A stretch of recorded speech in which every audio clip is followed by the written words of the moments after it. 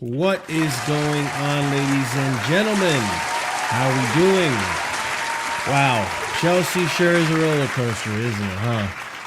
Big up every single one of you guys in the chat. Big up every single one of you guys who are here early. We're on time for once, or I'm on time for once, so big up to every single one of you. We got the Bridge Nation on the panel to start us off, Real Chris to start us off, and myself, Casually FC, Marshall DBDX. Guys, you already know what to do. Smash up the like button if you haven't done so already. Subscribe to the channel if you're new here. Hype up the video if you got some hype points. And if you would like to help out and become a member of the channel, Casually FC, become a proper casual, a casual, match going casual, or cement mixer gang, all those tiers are available for you guys in the memberships. Helps out the channel tremendously. Big up to every single one of you. Yeah, baby. Yeah, it begins. Ladies and gents, I don't know what to make of that game, to be honest. For 90 minutes, I was absolutely furious with the players on that pitch, barring, well, there's a few actually that I was actually pretty happy with, but the majority of them, barring James, barring ENZO, and to even an extent, even Gusto, like, wasn't great, but, you know, he was putting his heart out there. But yeah, just a weird game. I'm not gonna lie to you guys. For me, it was a weird game. We definitely scammed a victory in that one for sure. But just to do a quick summary of the match, today it was a Chelsea side that were missing a Caicedo due to suspension. Cucurella still not fully fit, still not ready to be in the match side. Fofana, who fell with an illness apparently.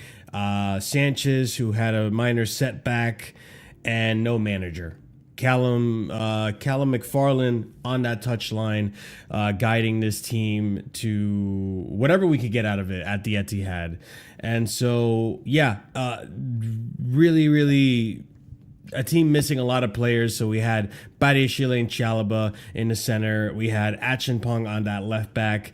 Acheampong on the right back with Gusto at the left back.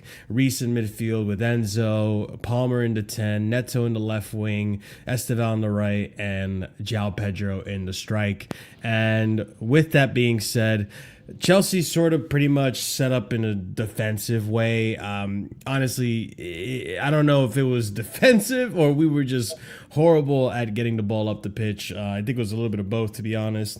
And listen, it was just City dominating us for most of it and us just failing to get any attacks off, failing to get anything off. Very slow in the build-up, very slow in the attack. Our attack was...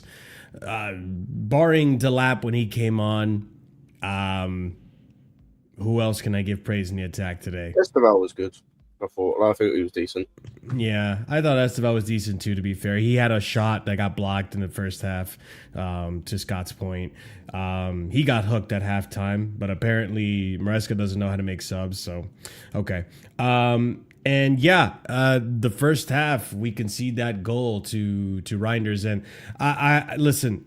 When I look at that goal we concede, I look at the very first mistake that was made in that entire thing, which was we were on a counterattack.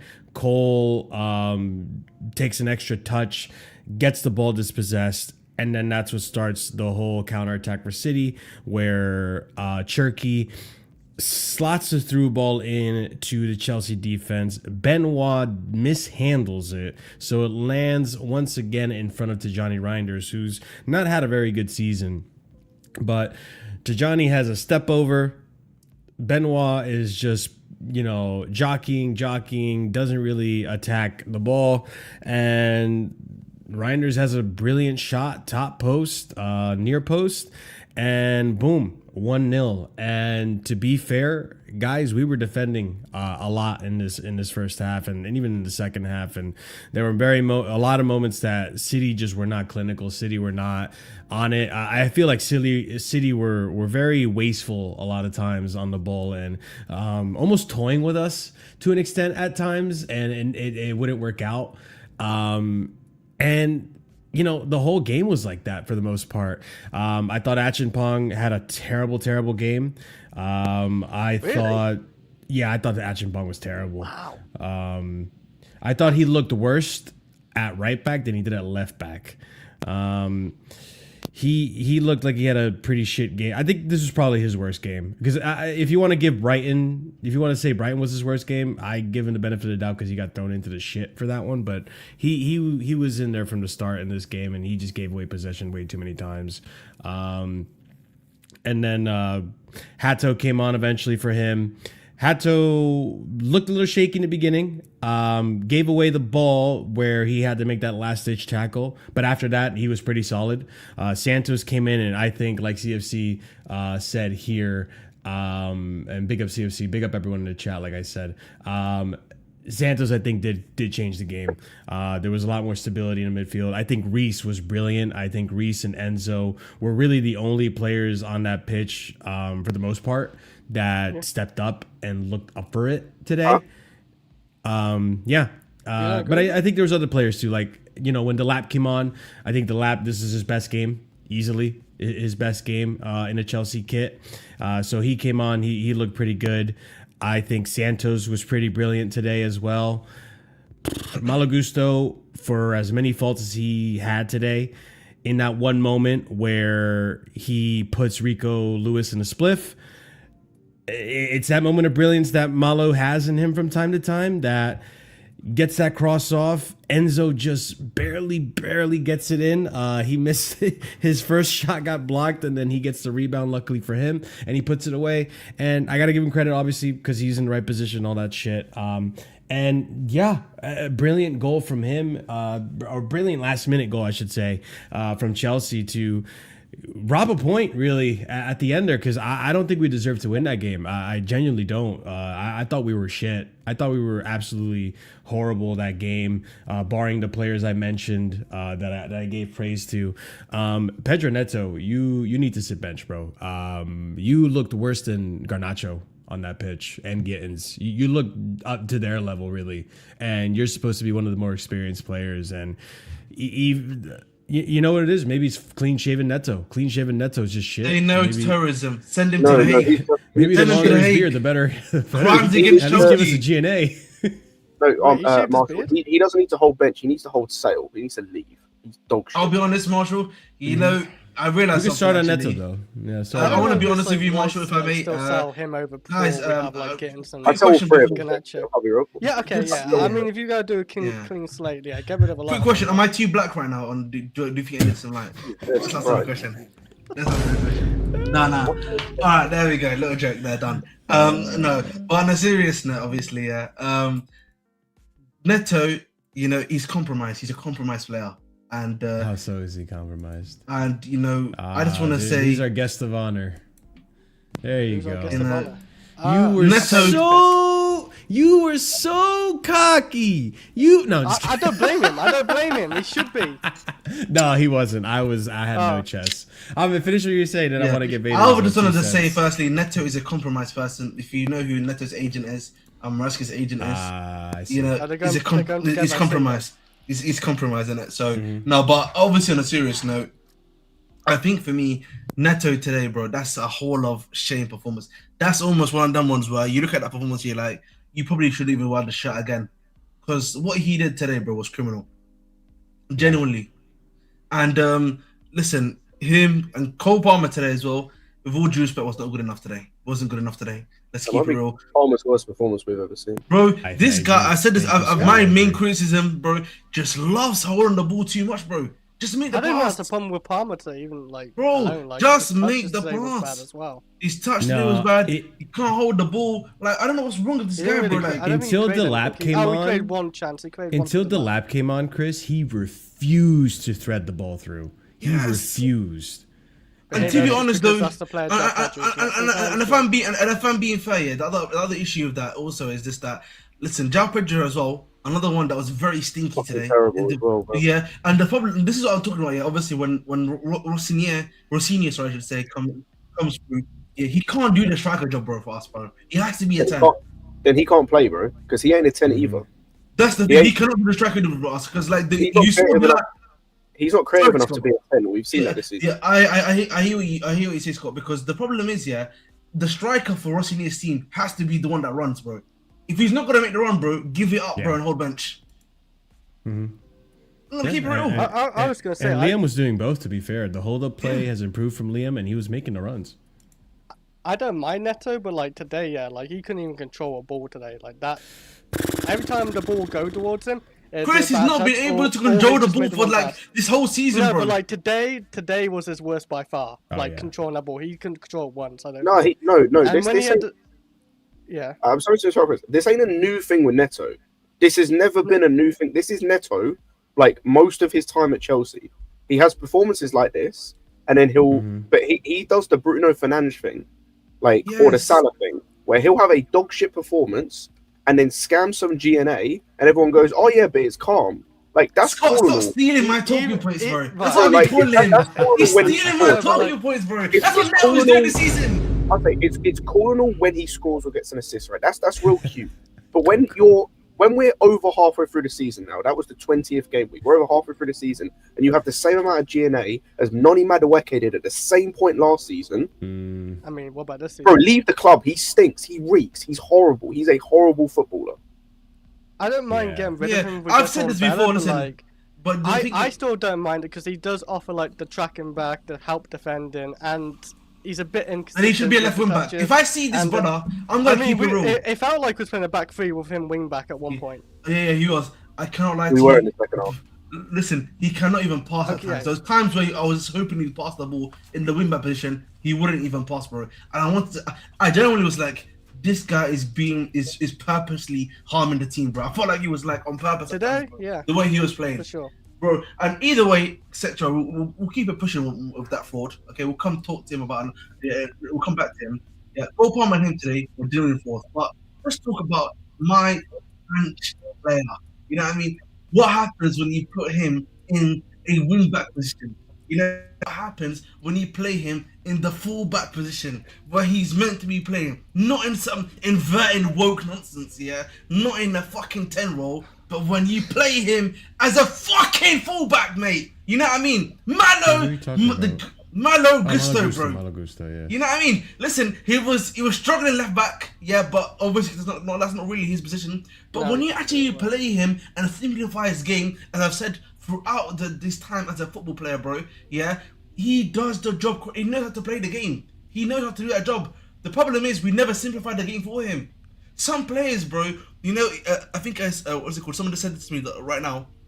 You can't teach an old dog new tricks. Obviously, he's only 22 years old. I get that, right? But for some players, bro, you know, you can't give them that much detail, bro. Some dogs struggle to learn. You're saying, man. Chris, you would know. You have a dog, so like, yeah, no? My dog is old though. He's 15. Fair enough, you know, fair enough. He's old as fuck. Yeah, I can't wait till Vader gets back because I think today what lost the game for City was the fact that their attack was too wasteful. They were way too wasteful. But that's what I was gonna say, Marshall. Like where we say we robbed it. The second half, we was actually creating chances. That Neto chance, by the way, that should have been at least on target. I feel like I was blinded by rage, so that I couldn't really watch the second half. We were still shit for most of the game. Yeah. Later on, we was creating chances. You weren't like blinded by rage. Like first off, we were. The reason I say that, Scott, is because I don't understand how we have more XG than City. No, the reason we have more XG is because we ended up taking shots. The thing with City was like they were opening us up so often. Even in the second half, the difference was like what they were fucking up with, whereas we were fucking up like the last shot. they were fucking the last pass up. So like there was a few moments. There was one I remember where I think it was either like Cherky or Foden were in behind. Bro, they tried to switch it across to someone because Badiashile makes a deal of the challenge, and they just fucked the pass up. Like if they put weight on that pass, that's 2-0, and that's the game dead. At that moment, game is dead. Is end. And there was a few moments that came from the right side, does I remember? Or I think it was Hato. Hato was challenging with Haaland. He missed the ball. Haaland then plays it to again. It was one of Cherky or Foden, I think. I think it's Foden because Foden at the time. Yeah, and then they go to pass it inside again. I don't know who was making the run inside, but they just missed the pass up. And there was a bunch of those opportunities for City where they would get to a point where like they do the real good work in terms of build up. They carve us open. Like they're just dominating us in terms of that respect. And the last pass or whatever it was, the last action was just poor. Like Haaland hit the post, I think, as well. Foden had a free header that he puts wide. Like that's where I was like, even though the XG is low for them, if they had their chances, they had as many chances as we did. That's why I think a draw was a fair result in the end. Yeah. But yeah, like either team could have scored more. It's just we have Pedro Neto, and they had an off day in terms of like their usual front three, especially Cherky. Haaland was on it, but they weren't feeding him. Vader, are you there or you need a minute? No, I'm good. Let me ask you, man. Please, lock in. In terms of today's game, I thought you guys were the better team, and to be fair, I think you guys deserve to win that game. But what happened to your attack, man? I feel like your attack lost you that game today. I think they were way too wasteful. At times, like, I was seeing Cherky dilly-dally maybe a little too much on the ball, maybe Foden not making the right decisions or not making them at the right time. Like, what happened today from your perspective? So, first, credit to the Pride of London. You guys came to our house, got the draw. I respect it. Everything was really going against you. Yeah, no manager. Thank you. I never doubted our team. No manager, key missing players, especially with regards to like your midfield and defense. But I agree. I was losing my mind with how nonchalant, how chill, forgive the expression, but for how relaxed we were in that final third, especially top of the 18-yard box, like, oh, we can be a little cute with these passes. We can be a little cute with how we're holding on to it. And we got barged off a few times, a few last-ditch tackles, like kicked the ball away. We were incredibly wasteful. I was losing it. And as the game progressed, I was getting even more frustrated because I'm like, guys, let's get the security blanket here. Let's get the second goal so we can kind of chill. I'm not going to say that they were terrible, but they were off in terms of what I expected from a Foden, from a Cherky. And even with regards to Haaland, he was getting into some great spots, don't get me wrong. We should have released a few passes. I agree. Make the defense have to panic a little bit. We didn't do that. But then I also felt like definitely two, maybe three occasions where Haaland I know you're in a position here, but slip that pass off to the left. You got Reinders kind of over there, or at times we even had Cherky, like just slip the ball off, and he shot into too much congestion.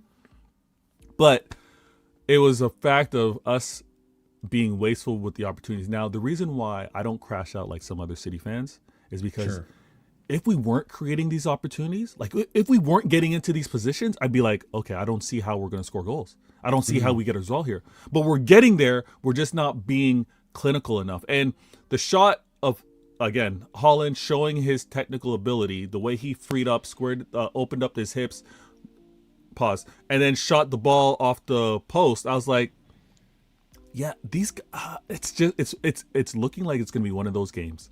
And I think we just, you guys play at a high level, but because of the key players missing, I think we lowered our level. Like, we didn't have a Caicedo that was going to have us be like, let's be crisp with this, because we know someone's about to barrel down and sniff this out. And on top of that, I think that Pep making the subs were injury-led, not tactically-led.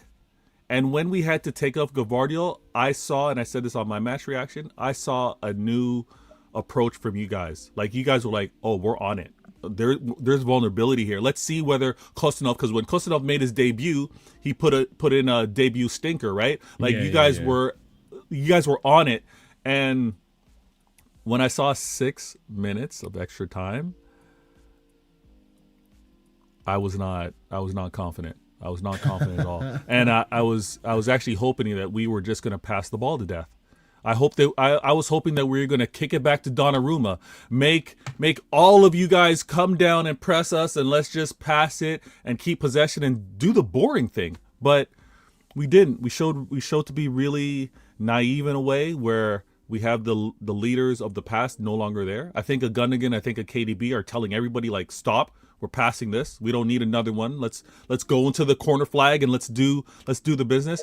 But it got sloppy at the end, and you guys took full advantage. The move at the very end, everybody was running down on our net. Like if you go back and watch, it was like Gusto had the cross, but I think it was like Reece James, ENZO, someone else was also running into the box for that opportunity. Like you guys were relentless at the end, and you caught us, man.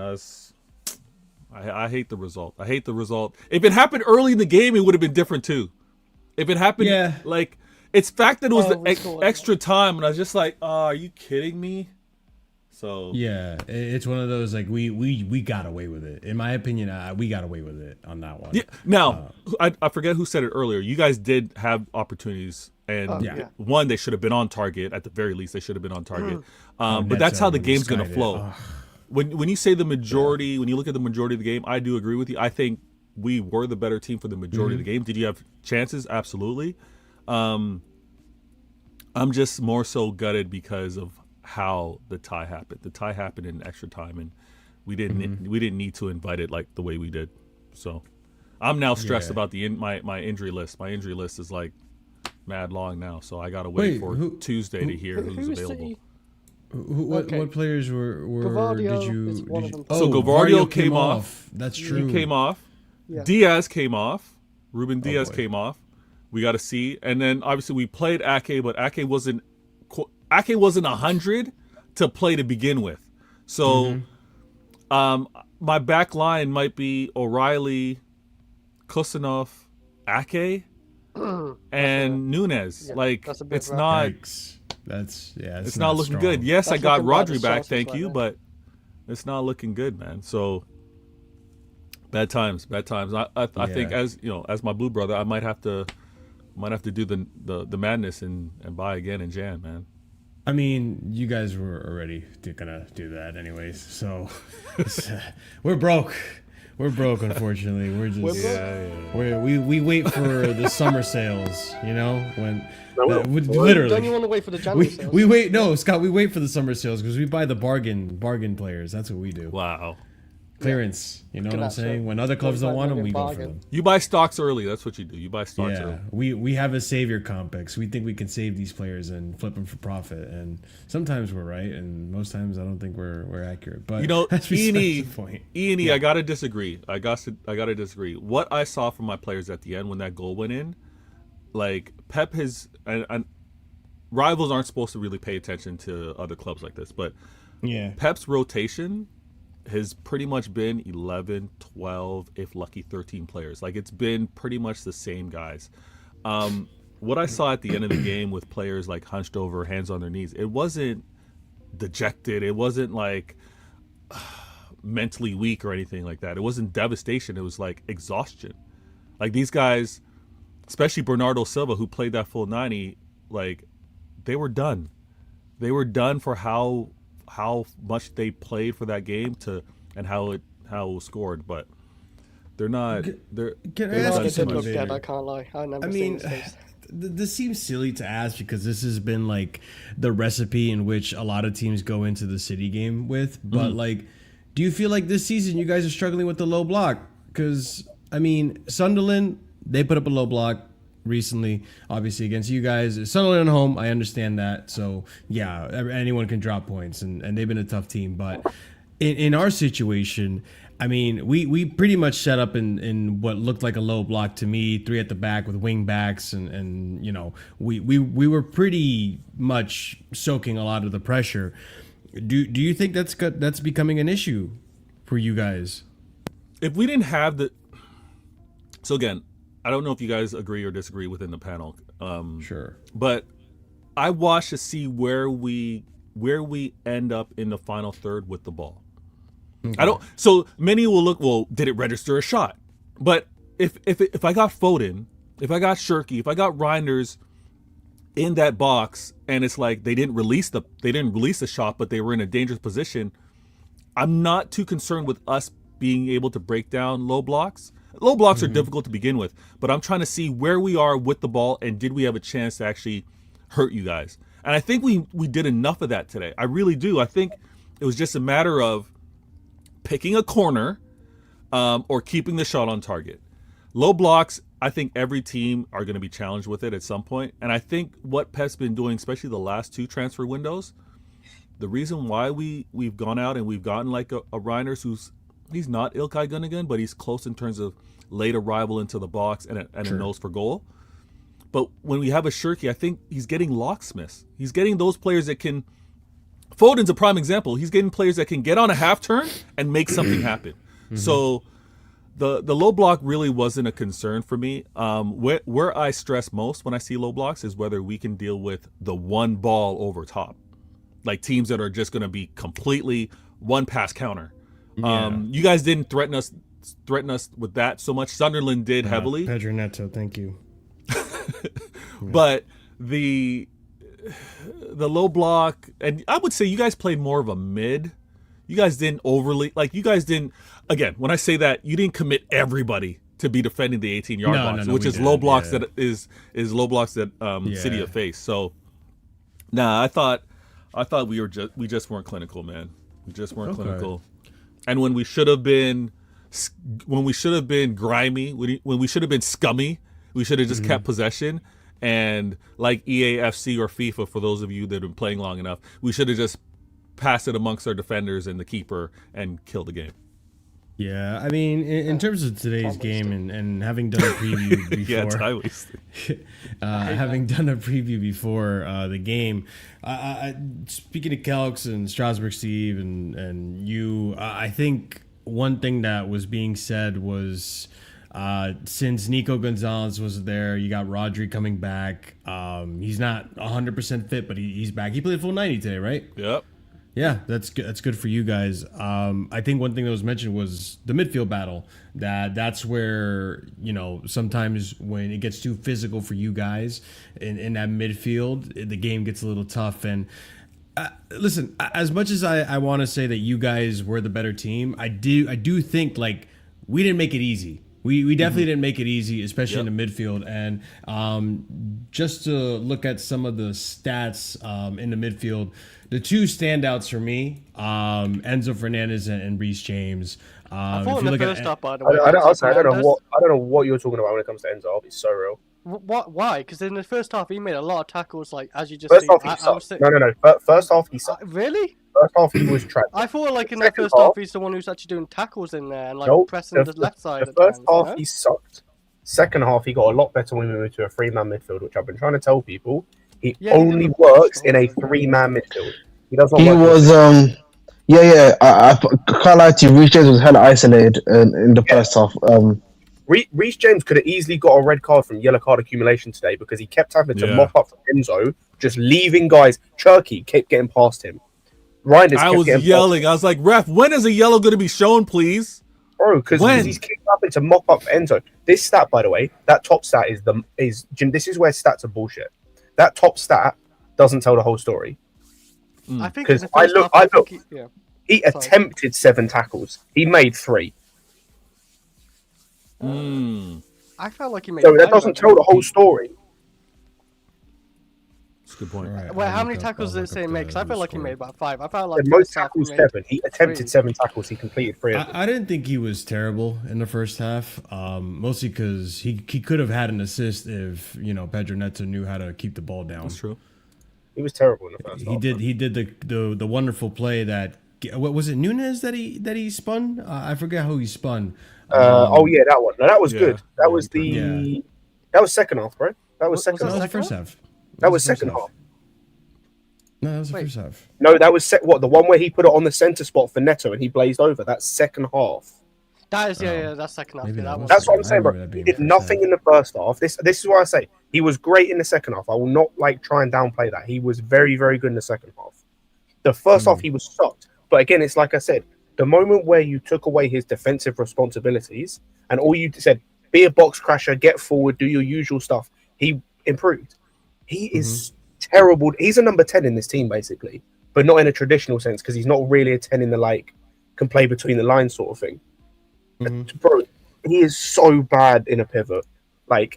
With Palmer ahead, him and Palmer in that team, centrally was so bad.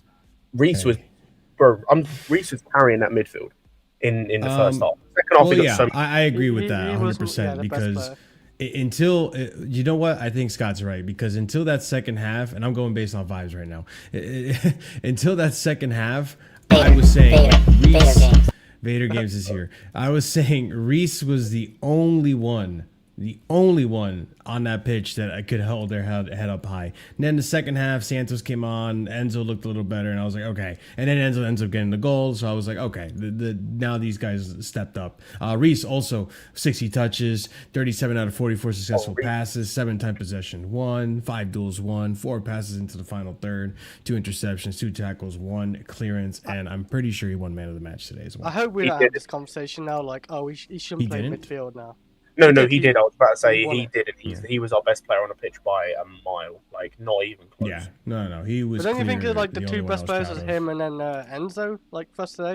Because I feel like a lot of our players were. Yeah, I think. I'll also give Santos his credit too.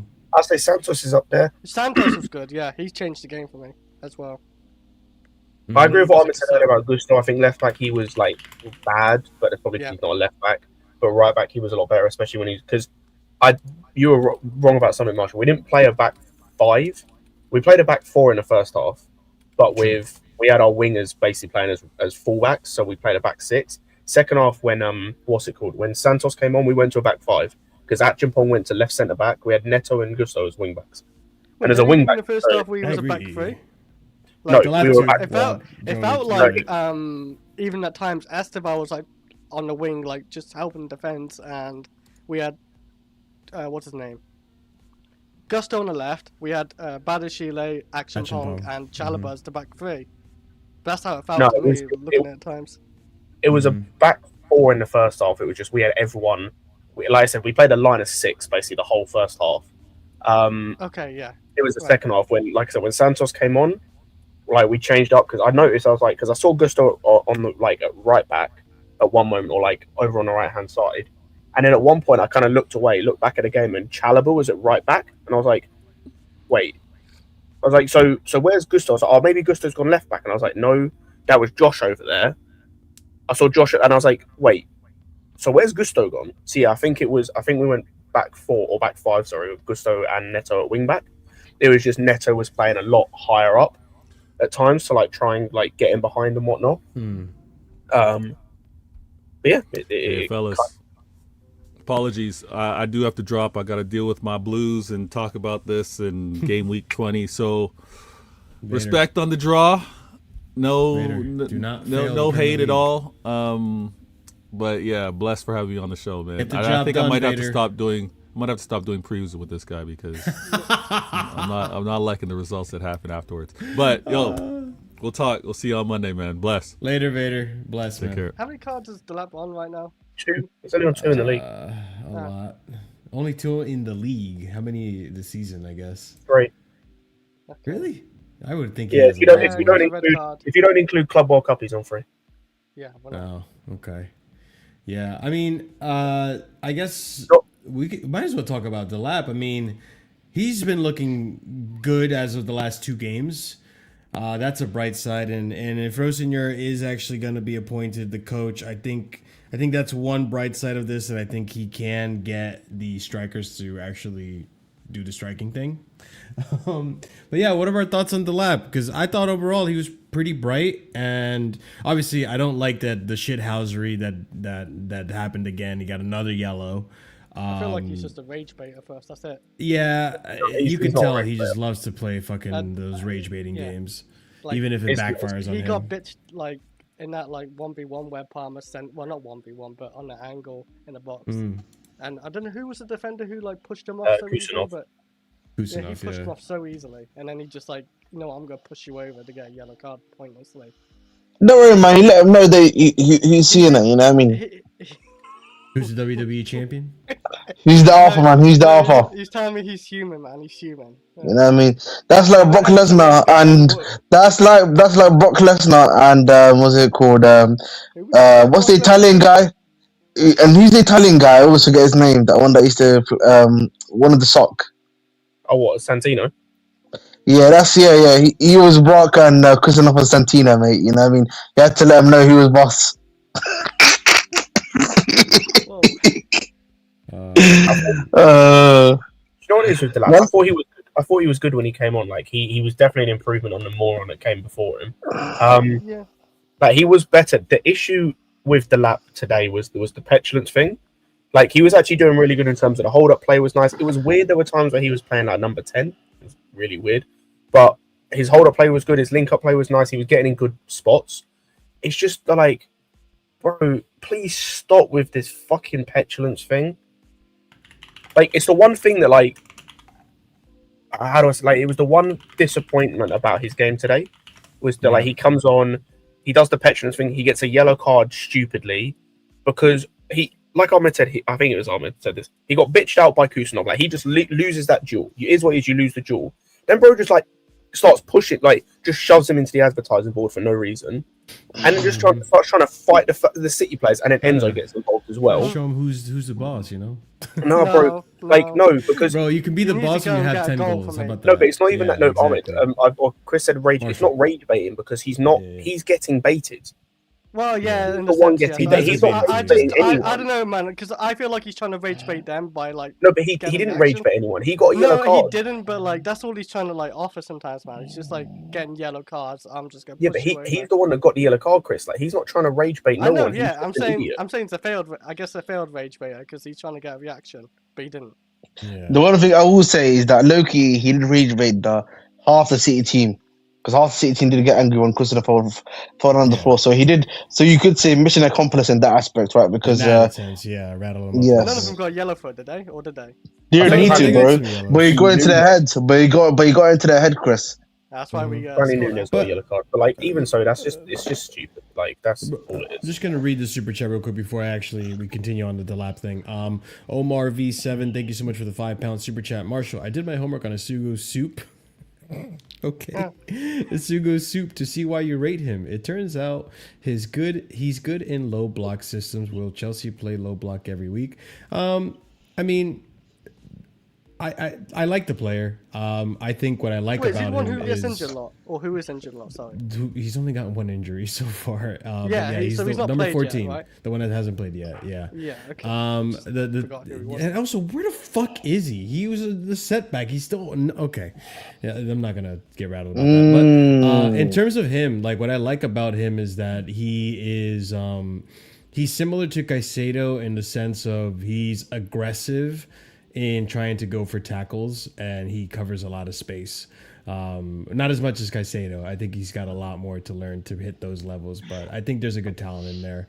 In terms of Delap, do you guys reckon, and at this point, I'll say yes, but do you guys reckon he should start the next game and João Pedro just sit bench? Yes. Yeah, he suits the system more. I've said this before. I think his play style suits the system. I actually think under Rosinia, I think he's going to cook a lot more. I'll promise you. I think he's going to be one of those guys that improves quite well within that team, because I think you're going to see him have more chances and more opportunities to shoot with the ball. I promise you that for sure. Could you see him and João together, like João 10, Palmer? No.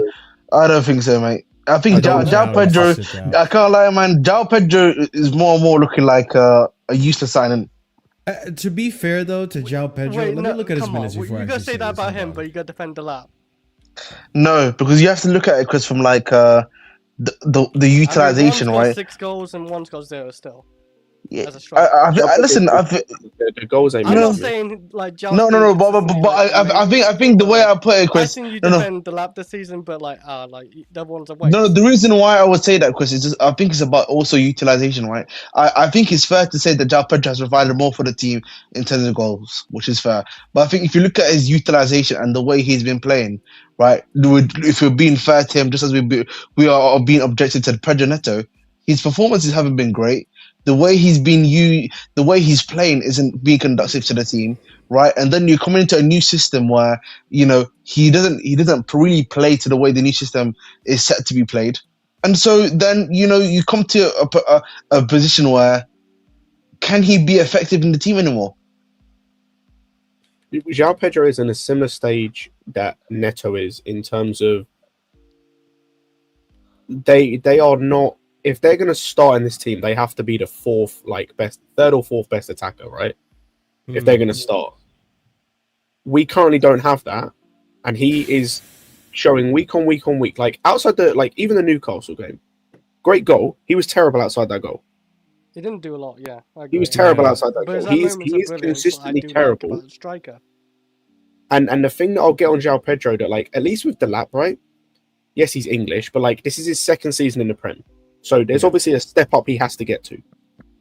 And there's also maybe an understanding of men's football he has to get a bit more used to at least this level. João Pedro is in his 4th or 5th year of English football season, I think, and still looks like he doesn't understand the physicality. Still.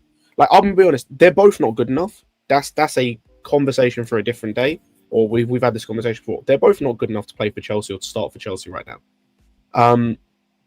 I think that we're just in a stage and when it comes to the next game, I'm just playing the hot hand. I don't rate either of these guys. I don't think either of these guys, like I said, are good enough to play for us or to be starters. Whether in the 10 or the 9 for João Pedro, and then for the 9 for the lap. But next game I go hot hand. If the lap's crap in the next game and João Pedro comes on and do something, next game I start João Pedro.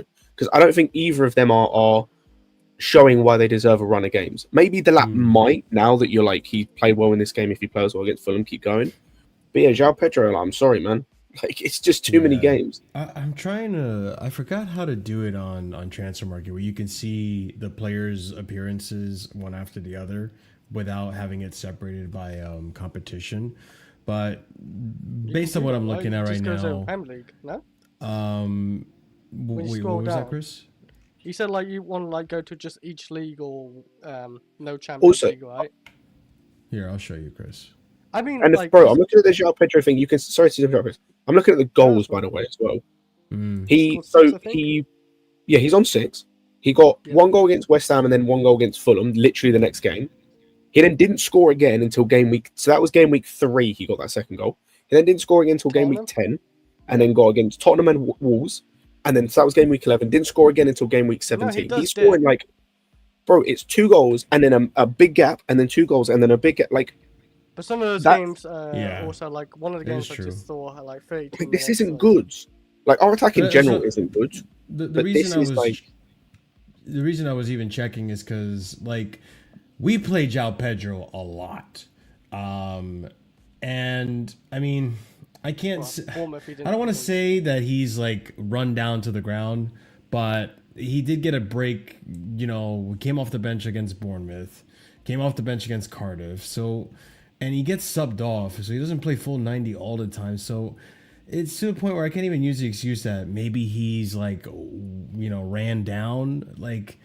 Brother, you just have to sit bench for a little bit until you can pick up some form. You get good. He's getting some goals here and there, but I don't think he's helping the build up. I think he gets 2 goals every 6 games. I think we should have a conversation on this as well while we're at it. I'm gonna pull this up. Actually, no, I'm not. I'm gonna pull it up now. So this stat came out today, and I can't help to get angry about it because we know what we're seeing from Cole Palmer this season. Only Cole Palmer, 35, has more goal involvements across all competitions for Chelsea since the start of last season than Enzo Fernandez. The Argentinian is the only player with 15 goals and 15 assists for the Blues in that time, which great for Enzo Fernandez. But Cole, man, I think we need to start having conversations about Cole. I'll say this. I don't necessarily think he should be benched. I think, especially with Rosignol on his way in, I think we need to give up the 10 thing now. I think you just have to play him at right wing. And if he stinks at right wing, then we got to bench him for a bit before bringing him back. He did play on the right side today. Yes. Did he? I saw him mostly come through the middle. Second half, he played right wing was still shit, man. Like even in the first half. In the second half, I mostly saw him doing that threaded pass from the right hand side. Nah, he was shit in the second half as well. And like even first half, is he checked out or is it form? Is it the groin? Like what's going on? I don't know. Well, it could be the groin part. Like it just came back, right? So yeah, I don't even think like he's checked out. Yeah, I don't know what it is with him. Like today looked like he couldn't be bothered. But yeah, like today was bad, and it wasn't. I think you see today, right? Yeah. It's not a Maresca thing. It's not a number 10 thing. It's not a whatever, right? Today he played number 10. Well, he started number 10, but there was a lot of like moments where he was picking the ball up on the right wing and just losing it. He played right wing in the whole second half. There was no effort in terms of pressing or energy or anything, which is like, I don't care about that, but it's like, it's a bare minimum of what I expect from players. That is the absolute bare minimum I expect. Mm-hmm. He was just shit. That's one of the worst games I've seen him have. Even games where people say he was bad, like for example, the Bournemouth game where he came off and people said, oh, he was bad. I don't think he was that bad. Like he lost the ball a couple times, but he was still like creating some stuff, trying to do something. There was none of that today. There was no creation. There was no attempt to do anything going forward. Bro's just taking too many touches on the ball. There were times where he could release it to like, what's it called? Play it down the left or play it down the right or whatever. Just holding on to the ball. Yeah, like it's not on anyone else. It's not a manager thing. It's not a tactics thing. It's him. It's literally him. It's the same with João Pedro. Because like him and João Pedro have the same issue. Like it's they want to have so many touches on the ball. There just seems to be a lack of effort. Marty, so, yeah. I listen. I am the guy who loves to give the benefit of the doubt, but for 90 minutes, you need to do better than that, and that's Cole Palmer's own standard. Like, even if you're not fit, listen. I saw games last season where I criticized Cole Palmer, and Chris would defend on the chances created and all that shit, and I would give Chris the benefit of the doubt. Just today alone, outside of maybe the Delap threaded pat, like he did nothing. He did nothing. We might as well played with one player down. Like he was just out of it. Also wasn't like a goal with an opportunity of a chance. No, it wasn't. And again, he was partially at fault for the goal we conceded because it happens from him taking the extra touch, his time on the ball not being quick, and he loses possession, and that's what causes the counterattack. Well, it's partially on him. Who, ran forward I didn't say it was totally on him, Chris. I said it was partially on him because he loses the ball, and that starts the counterattack that leads to the goal for City.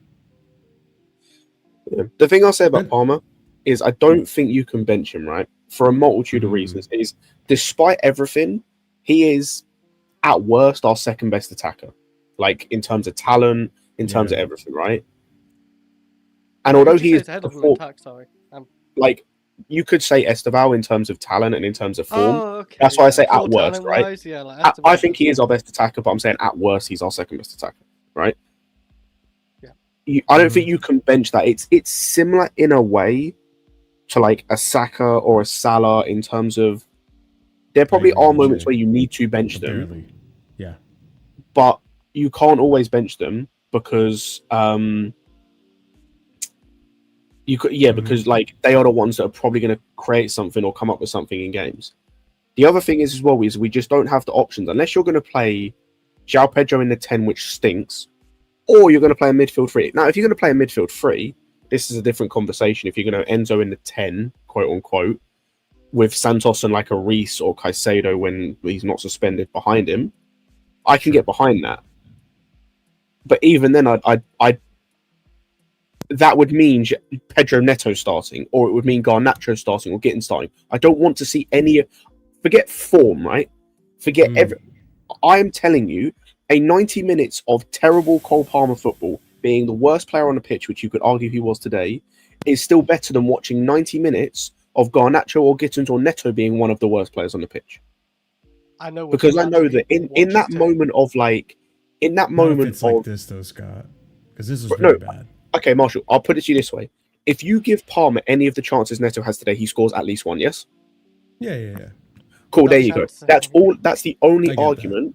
That's the only argument I need to give in terms of the moments in the game where you have to have. It's the match winners in terms of like that moment in the game where Neto is. That Neto chance where he's on the penalty spot, basically, when Enzo gives him the ball. If that's Palmer, he scores. That is the moment you need Palmer on for. Mm-hmm. That's why, like, as shit as it is, I'm not saying he doesn't need to be subbed off in games. I'm saying, like, what's it called? In terms of starting him. If, for example, he could have, but like, that's a harder, that's literally a harder chance than the Neto one. Yeah. 100%. Yeah, like as I said, if we were having a conversation, like say for example, we had a Cherky on the bench, or we had I'm trying to think who else, like a Kudus. I know he's in bad form, right? But if you had someone of a level that was better than what we're seeing right now, a Semenyo, right? Then yeah, I'm like, okay, bench Palmer for a game or two, because you've got other attacking options you can rely on. There is literally, outside of Esteval, who I'd want to start anyway, I'd want to start him on the left, Palmer on the right. There's literally like, yeah, you got Garnacho. There's no one. No. You know what there's literally no one. It's like I'm not even defending Maresca at this point, because the thing is, I'm not even addressing the retards, bro. Like I'm gonna be straight up. It's just like the retards, bro. I can't help but notice like there's an extra air of retardation in the chat today. Let's get something straight.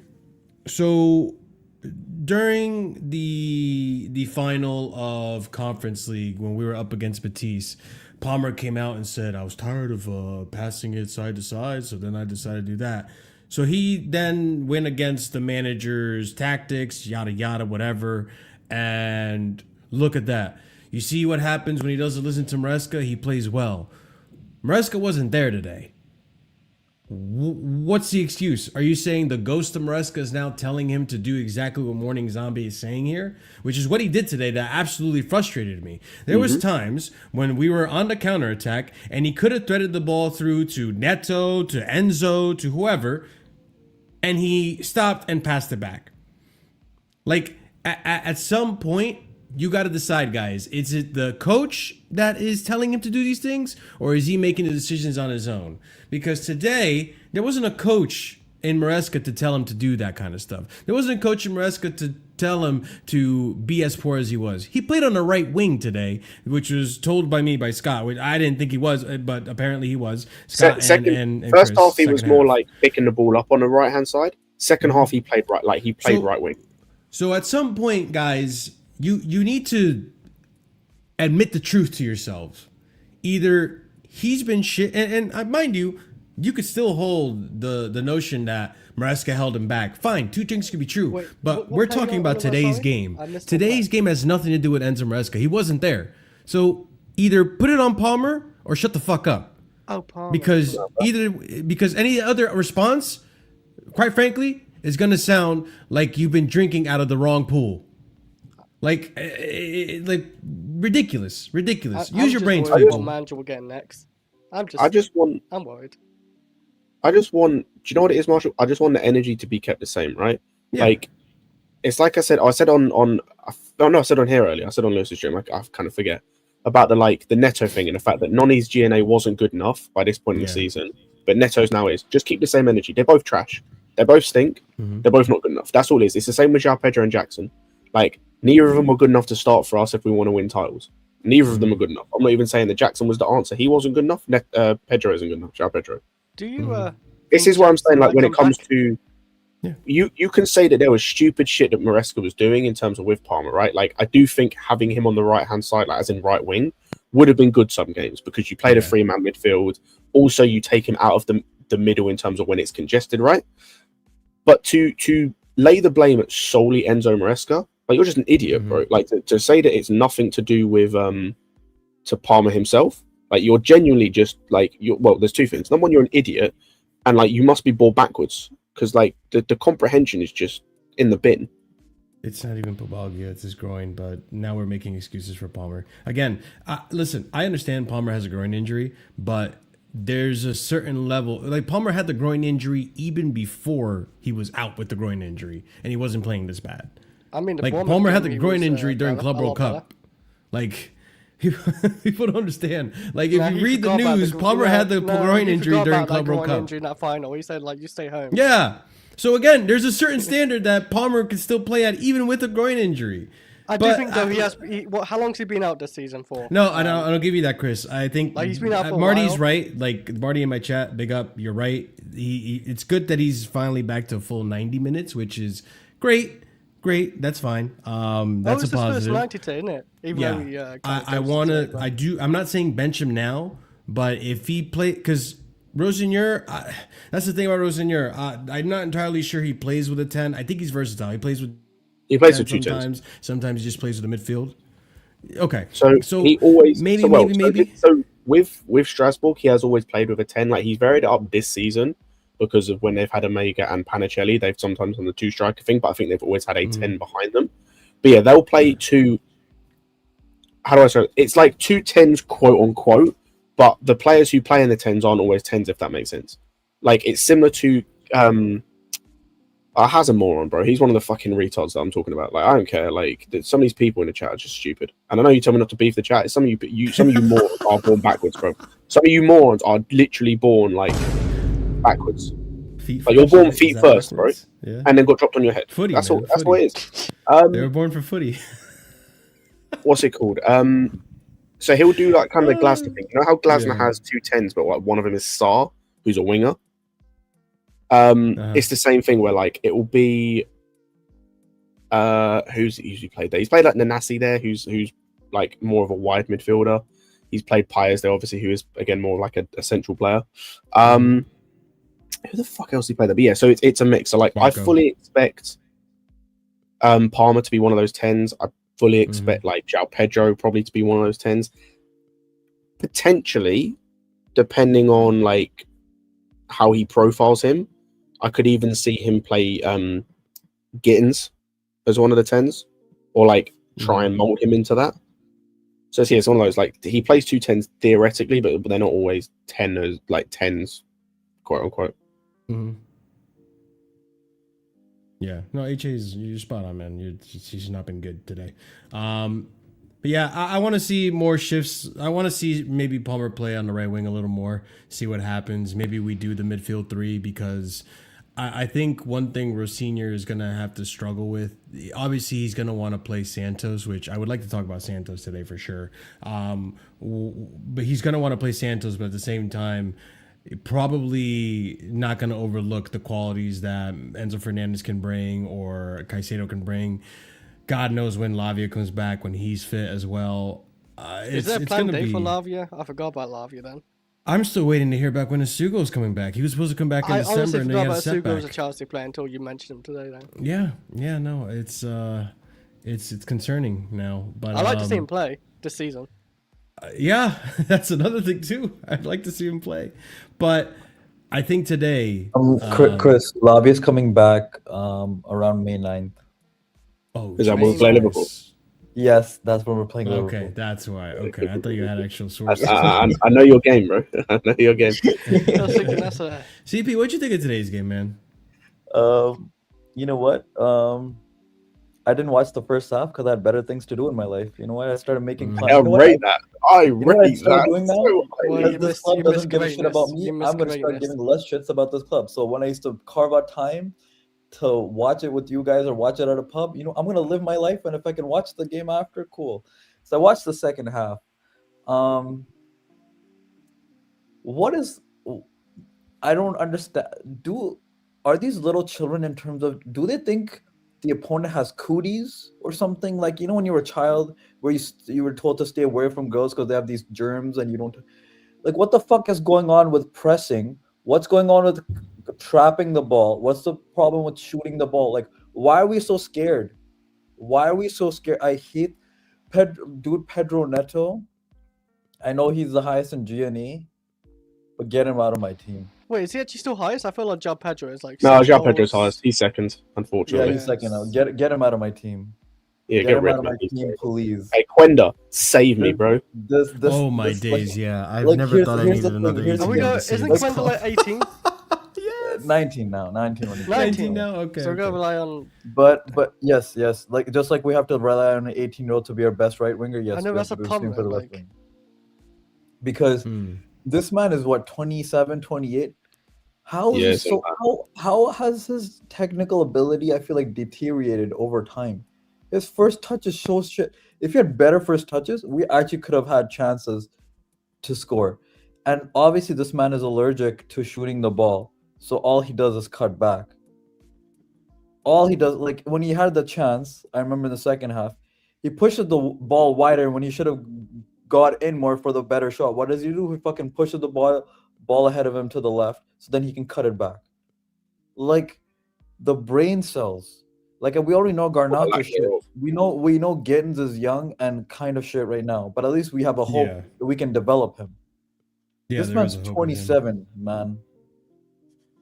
But that's the thing, like, this is the thing that annoys me about Pedro Neto. I'm surprised we've even gotten this much GNA out of him in this style of play that we do, because he's never been a possession-based winger or hold the width type of winger at Wolves. Every highlight, every comp, every great moment you've seen from Pedro Neto at Wolves has always been the counter, and today's game should have been that, but it wasn't.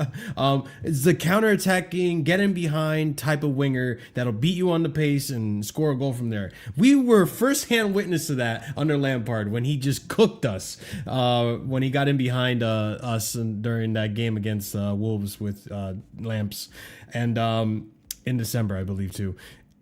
I think this is another misprofiling. I'll be so real with you. It's just another misprofiling that somehow is scoring enough goals and assists to get away with murder. You know what he is? You know what he is at this point? He's just Super Saiyan Garnacho. That's what he is. He is like base form 2 levels up Garnacho. You know what I'm saying? That's what he is. Because Garnacho is Super Saiyan Garnacho, and he's still ass. It Yeah, just that's doubled what the I'm saying. amount of assness. That's what Neto is, because they're both kick and run merchants. They both don't have brain cells. One's better. They're both supposed to be good defensively, right? I mean, to be fair to Neto, not today, obviously not today, but for most of the season, he was the one winger that doesn't stupidly give the ball away all the time. So I'll give him that. Yeah. No, that's why we call him Super Saiyan Neto. I mean, Super Saiyan Garnacho. Saiyan, You know what I'm saying? Yeah, that's why. That's like why. Super Saiyan He 5 has because a brown few hair. extra traits. You know what I'm saying? Yeah. But he's basically Garnacho right now. For is he not? Is he not Garnacho? Wow. He loses the ball. He makes stupid decisions. Help us defend. His first touch is shit. Because what Yeah, Garnacho he's did supposed to last help game us was defend. criminal. Today he was Garnacho. I'll say No, because remember, I think it was Bournemouth or a few Ability-wise. games ago, we took off Esteval because we want to bring in Garnacho for his defensive work rate. So that's what Neto is, right? Defensive work rate. So we just got a Portuguese Garnacho right now, man. We got 2 Garnachos. Shout out to Smash us. those like people. Shout out to us, man. See, we figured out cloning technology before anyone else did, dude. We got a 27 Garnacho and a 21-year-old Garnacho, man. Hey, thank you, Infinite Athlete, man. Yeah, With their AI technology, we'll figure out cloning now. Yeah, no, it's today was a really bad game from Neto too. I like of all the players today. Well, not of all the players. Like he disappointed me the most because he's the one that I look at, or he's one of the ones I should say that I look at as one of the ones in the dressing room that have like the maturity enough to be, all right, guys, let's get stuck in, be focused. Like one of the leaders in the dressing room, and it clearly wasn't him. It was him. It was James and Enzo Fernandez that stepped up today and said, "Boys, let's actually get something out of this game. I'm not just gonna fucking give up because Enzo Maresca is no longer on the sideline." He was just as complacent with how bad we were as Cole Palmer was today, in my opinion. And another thing I want to say too that bothered me. There's people, like I said, I don't like when people lie. I like when people lie or over exaggerate the truth. I can't help but to correct it. People saying today, Callum McFarlane, the substitutions were spot on. Maresca can't do that. I'm sorry. You guys would have cooked Maresca for having left on Neto for as long as he stayed on that pitch. You guys would have cooked Maresca for hooking Estevao at halftime. You would have cooked Maresca for leaving Cole Palmer in the whole 90 that he was in there and stunk up the place. So I'm not having this thing that, oh, because it worked out for us today, that Callum McFarlane got it spot on. At the end of the day, the way I feel about this game, and maybe you guys in the panel disagree, I feel like we got lucky at stoppage time with a jammy goal, and we got away with murder. I don't know if anyone disagrees. No, I kind of agree. On the subs thing, like, it's one of those where, how do I word this? Like, he gets praised because it worked in terms of, like, if he makes those subs in terms of Estevao and we don't win the game, or like Santos ends up looking bad, or Hato comes in and, like, to be fair, like when he came in, he looked shaky immediately, but then he like grew into the game for sure. And he grew into the game, and so like that was good. It's one of those of like, if it goes well, you're going to be praised. If it goes poorly, you're going to be criticized. I say criticized. I think that the difference between McFarlane and Maresca in this game, Marshall, is like McFarlane wouldn't have got criticized for anything in that game. Like unless he like started playing academy kids. Expected to win anyways. Yeah, exactly. Unless he started doing like major bullshit, which I don't think he was ever going to do, because no manager really does that unless you're Ruben Amorim. He was never going to do that, so like he was never really going to get properly criticized because he's an under 23 coach. Like, so it's one of them ones. Like, the subs worked 100%. In terms of, like I said, like the Santos thing, I think we'll speak about him in more detail in a moment, but that worked. The lap thing worked, but we've seen plenty of times where he's come on and done nothing. So it's one of those ones. The Hato thing worked again, grew into the game. I think it wasn't necessarily with Hato like his on the ball stuff. It was just his recovery challenges were great.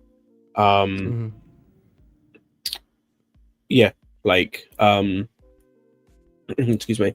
So I think that was kind of there. So like I said, I don't think McFarlane would have got criticized for anything. So like even the subs, I got a bit pissed at the Estevao coming off at halftime, but yeah, I just like, who cares? DHL, should Pep Guardiola get sacked because he lost to a U21 manager that had no Caicedo, no Cucurella, no Fofana, and no Sanchez? Just curious, because it's different strokes for different folks, I've been noticing, for a lot of people. But let me not get petty. Prime, been a while, man. I hope you've been enjoying the AFCON. I've been watching a few games, but I haven't had a chance to watch anything from the round of 16. I'm sure you watched the Chelsea game today. What were your thoughts today? Did we get away with murder? We deserve the win? Yeah. Did the boys get stuck in? Talk to me. Crazy Marshall pause. Anyways, yeah, I've not watched an actual Chelsea game, a full game since Cardiff, because AFCON's been on. Did you watch I watched the game this today? game. Oh, okay, cool. Yeah, get your drink, Marshall. No, yeah, I watched the game today, obviously, but I've not watched really a full game. So the games that we've been like losing and stuff like that. Yeah, I don't really like know much about, because I've not really been watching, and I've not watched any of the highlights or anything. I've seen Reese's, I think, free kick against, was it Newcastle? I saw the corner, apparent corner João Pedro scored, but it was from a Reese corner. Aside from that, I've not really watched any actual games. So watching this, actually, let me even say, going into this game, a few weeks ago, I was thinking that we'd, that we'd lose to Villa, draw to Bournemouth, and we'd beat City. And this was before, when things were still, like, there was no thoughts or conversation about the manager getting sacked and stuff. And we still have, we still had Caicedo and Cucurella. But with the manager being sacked, it's not a surprise. Because I said once he spoke, after the Palace game, when he spoke about Colwell and stuff, and he was basically forced to take back his comments about a centre back. I said then that if this guy keeps speaking out against the board, they will just get rid of him. Now, I thought it'd be at the end of the season, but these poor results we've had is just, I guess, kind of a bit of an excuse. Now, for any Chelsea fan that thought, oh, Maresca's the problem, get rid of him and we're going to get a top coach or a top manager, that was never going to happen. We were never going to go and approach a Glasner. Glasner, as much as I rate the guy highly, he's not a world-class manager. We were never going to go and approach a Cesc Fabregas or any, like, we're never going to approach any, like, top talent young manager either. We're going to approach someone that sticks with the status quo of whatever bullshit they want to do. And it makes perfect sense with Liam Rosenior or whatever, however you say his name. You're never because gonna get it right. No, because what's his name? Surfer's been correcting me on his name for the past few days. So yeah, like Liam getting the job like that, that's been something that has been expected. Like we knew when he got appointed that he'd eventually get the job. I didn't think it'd be this soon. I thought it'd be another in like maybe 3 or 4 years time. After Maresca's contract runs out or whatever, but yeah, credit I guess to Maresca for leaving, because people love to say about managers shouldn't complain when they're in situations because they signed the contract and they just should get on with it or leave. He does leave, and people still want to criticize him for leaving. Yeah, I don't because I don't have a problem. Well, I'd rather he, stay just because of I know we're not going to get upgrade on him. But yeah, if he wants to leave, he wants to leave. Credit on him, and I hope the next job he gets, he can actually showcase just how good he is. In terms of Liam Rosenior, I think he's a good coach, but it's gonna be him being thrown into this dumpster fire. I'm not expecting brilliance from him, like the same kind of mistakes or shortfalls we have with Maresca. I would expect things with Liam as well, because they're both young. They're young managers. Like you're gonna get like stupidity and mistakes, just like you're gonna get that with young players. So as much as because when we always call out for experience, quality experience in our squad, in our 11, we also need that from the manager, and we're never going to get that in both aspects because of not even necessarily just the sporting directors. It's beyond them now. It's the ownership and how it's being ran. But yeah, in terms of this game itself, I thought we'd get battered. I thought we were going to get smoked. So the way City kept wasting chances in the first half and their final ball being off is I guess poor on their part, but also I guess credit to Chelsea for how we defended. Like we just threw the bus and barely even tried to break out in the first half. And the second, it looked a lot better with Santos coming on, Enzo being a lot more free, not having defensive responsibility. Gusto and Neto operating, I guess, basically as wing backs, which that's the only thing they should be doing. They should just be hugging the touchline, running up and down. Achimpong was brilliant today. Achimpong, he was. What do you mean what? Go ahead, finish your analysis. I'll tackle that after. Yeah, I thought Achimpong was brilliant today. To be fair, Chalobah also I think played well as well. And Badiashile was like certain things he did well, other things he was like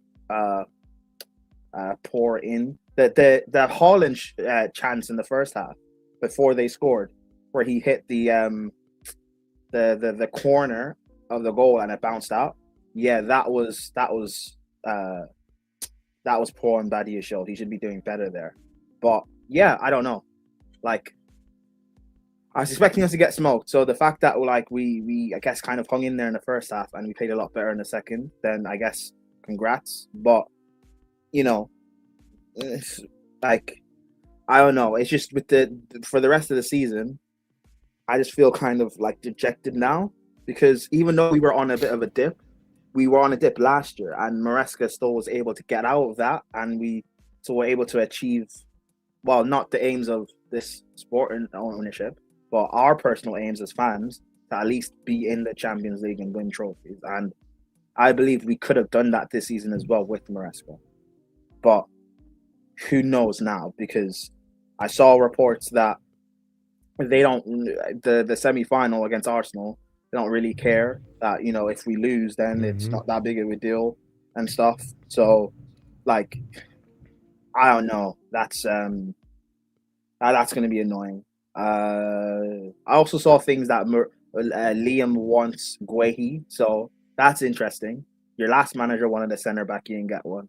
This new manager seems to want a centre back, and yeah, I don't know. Like, I've been trying to do a bit of research on Liam. Like, I find it very interesting he would even want to be part of this Blue Co model, considering the type of person that he is. Like, the way this guy has I don't know. I think it's very like weird that he wants to be part of this model.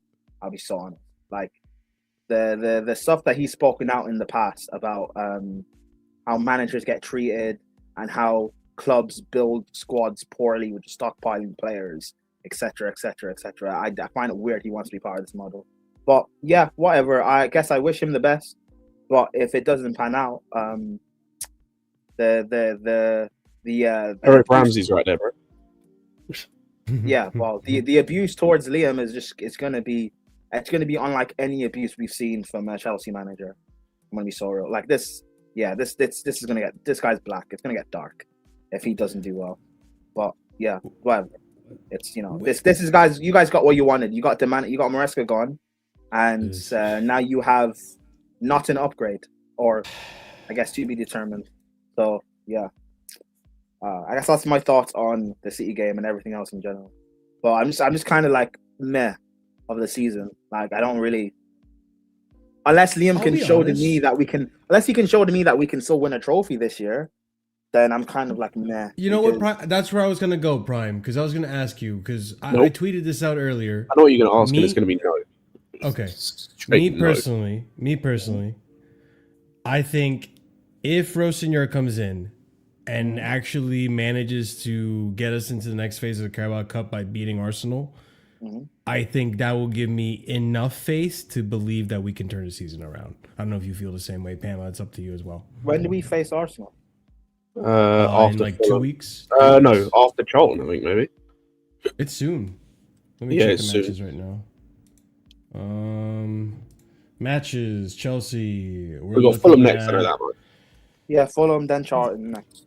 Fulham, Charlton, and then Arsenal. Cool. Wait, so Arsenal is pretty much in 2 weeks.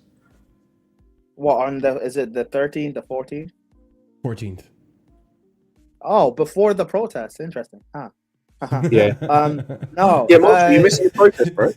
Yeah. No, but I'm slightly annoyed about that. No, you're gonna be here for the protest, no? No, he's not. I'm gonna be there the day after I'm arriving. When are you joining? When am I joining the protest? No. When are you landing? Sorry. When are you coming? The 20th, because my dumbass job decided to land from Mexico you're not way proper later. Charles, so you're not proper Charles, but it's fine. Yeah.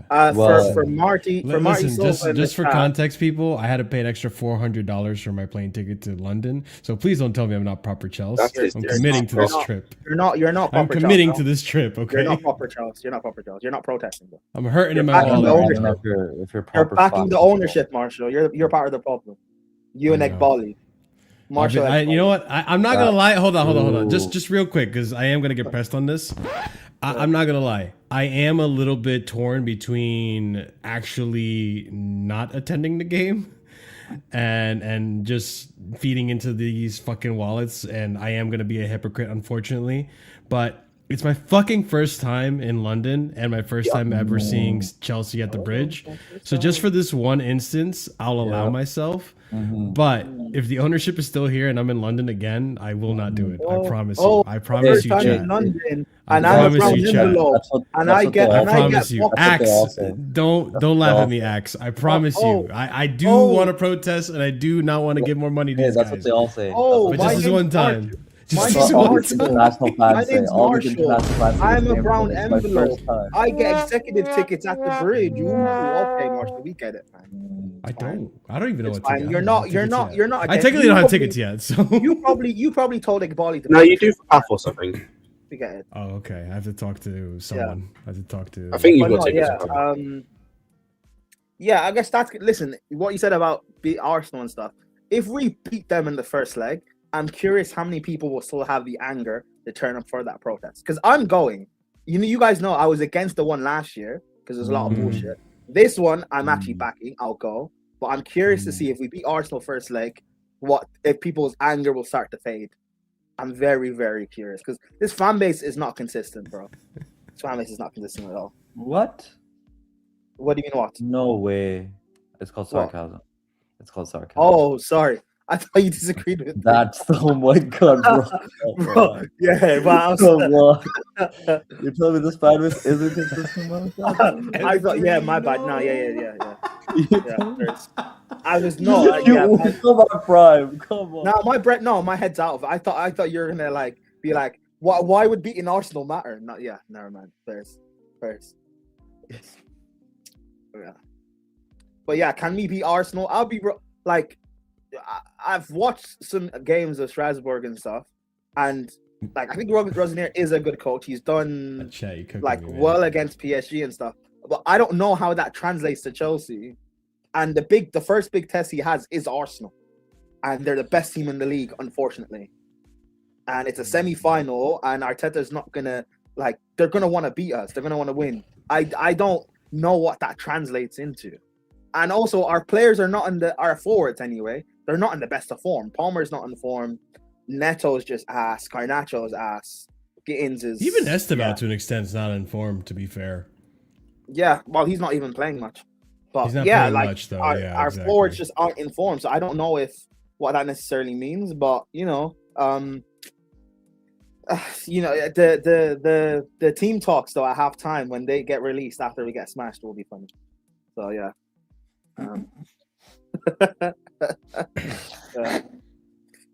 Crazy. Fucking hell, goddamn, bro. Yeah. No, but do you guys? I mean, the rest of the panel. Do you guys think that if we do manage to get a result against Arsenal and get into the final of the Carabao Cup, you think that's enough to restore some faith that maybe something can happen this season? No. What? Well, I guess CP. I'll ask you this. How about this? What needs to happen this season for you to think, okay, maybe we can turn this around? Because right now the season's bleak. I need ownership. Bleak. Yeah. I need ownership. That's how we turn it around. Realistically, what could happen is what Sporting directors need to be sacked. Ownership, I can't get a new one for another whatever year. So. No, but I know, but that's he's sporting. That's one solution, but if they sack we can do in the thing is future. Right. Here's the thing. You know how we talk about if they sack Maresca, do you trust these bozo sporting directors to hire a proper manager? Yep, do you trust Iqbali to hire better sporting directors? Nope. No. So that's even sacking the sporting directors wouldn't do shit. I don't know how that fixes it.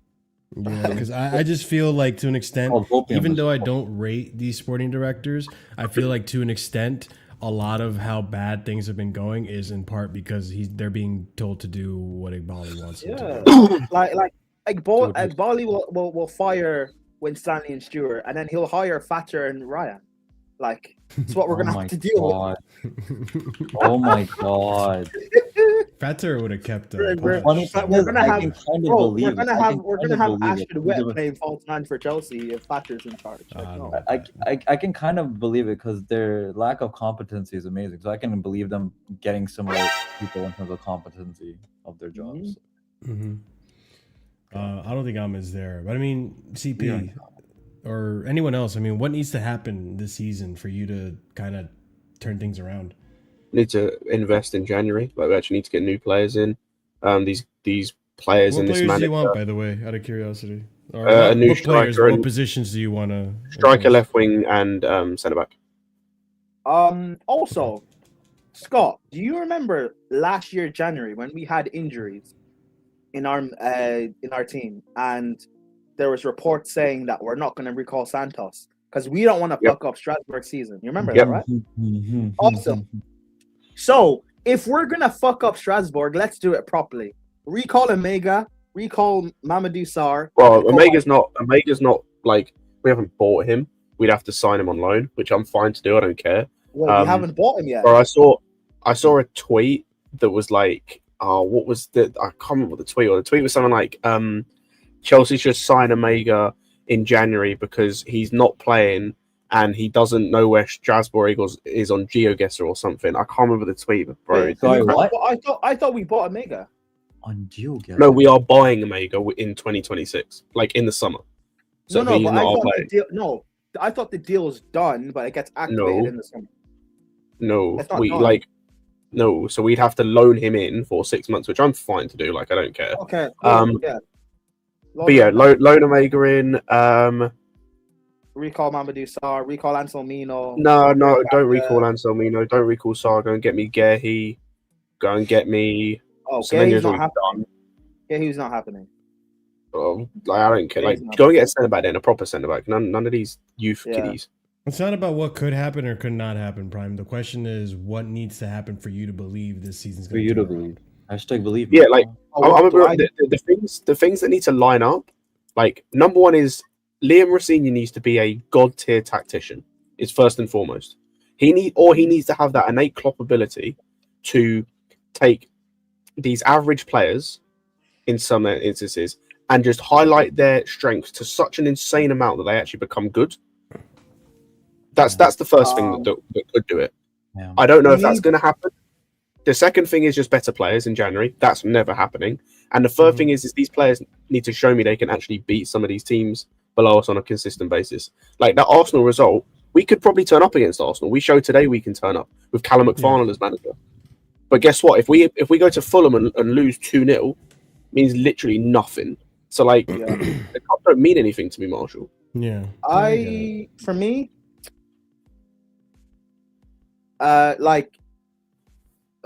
he needs a big manager bounce to be able to last. Like, what are we in January? To be able to last until like May, the end of the season. I think he's a good coach, but he needs like he needs a bit of a personality because I think he has a personality. I think he's really well spoken. But the way I view him, I kind of view him like how Poch was at Spurs. Like he's a very good like manager and stuff, and good at motivating players, which is all well and good. But I mean, we need that. I think you kind of need more than that to be able to handle this Chelsea job. Because the way he is, his demeanor, he looks like he could crumble, bro. And you don't think he doesn't look like that? He looks kind of. I mean,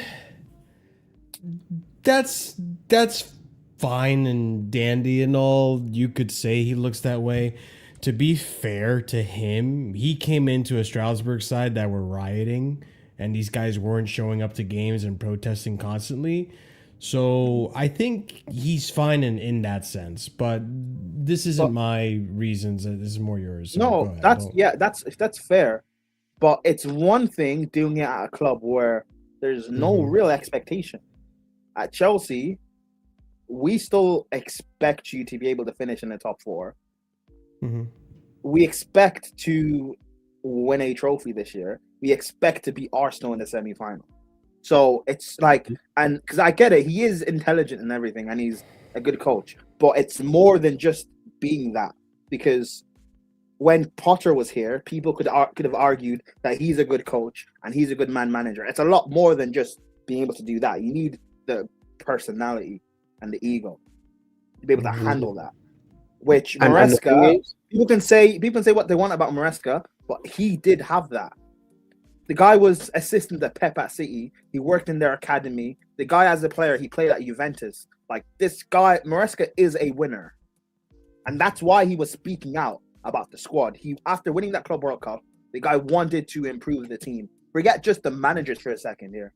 We've not improved our team. Just look at who he learned from. Like, he's used to the City system where Pep kind of runs the whole show. And although Maresca probably accepted the terms and conditions of coming to Chelsea and what it would entail, he probably thought after having won them Club World Cup, Conference League, and top 4, probably thought he would get at least a center back, which he didn't. So that started the rift. I had to be left with the likes of Badia Shill and them, man. Tosin. But yeah, bro, the thing is as well with the Liam thing, like you're right with the like expectation thing. That's going to be the biggest thing, because like people want to do this Maresca thing of 1 in 7, and that's cool, and it's real like surface level and low IQ way of looking at things. Strasbourg currently, since they drew with PSG, which is a very good result, and they probably could have potentially won that game, have gone 2 in 9 in the league. So it's basically the same, like in terms of form. Like, yeah, they've got 1 more win, but they played 2 extra games. 2 in 9. Also, for people that love to do this thing, and by the way, sorry, Prom, before you go, I watched the highlights of their game, or I watched a little bit of their game against Nice, bro. The goal they conceded, bro. The defending, hey, long day. He's not been in good form recently. I'll give that. For the people that like, because I'm seeing people talk about how he's better because in the championship when they were both there, Rosenier at Hull beat Maresca's Leicester, which is I hate awesome. Results-based but that's fine. If we want to do that, low that, IQ way of looking at things. No, but that's fine. If that's what we want to do, then is Maresca better than Enrique because he battered him in the Club World Cup final? Is that how it works? Maresca, by the way. Yeah, clearly that's how it works. He's definitely a better manager. Maresca, by the way, bro. He's unbeaten against Premier League winner Arne Slot. Unbeaten. Is that how it works? Yeah, man. Shut up, man. What are we doing?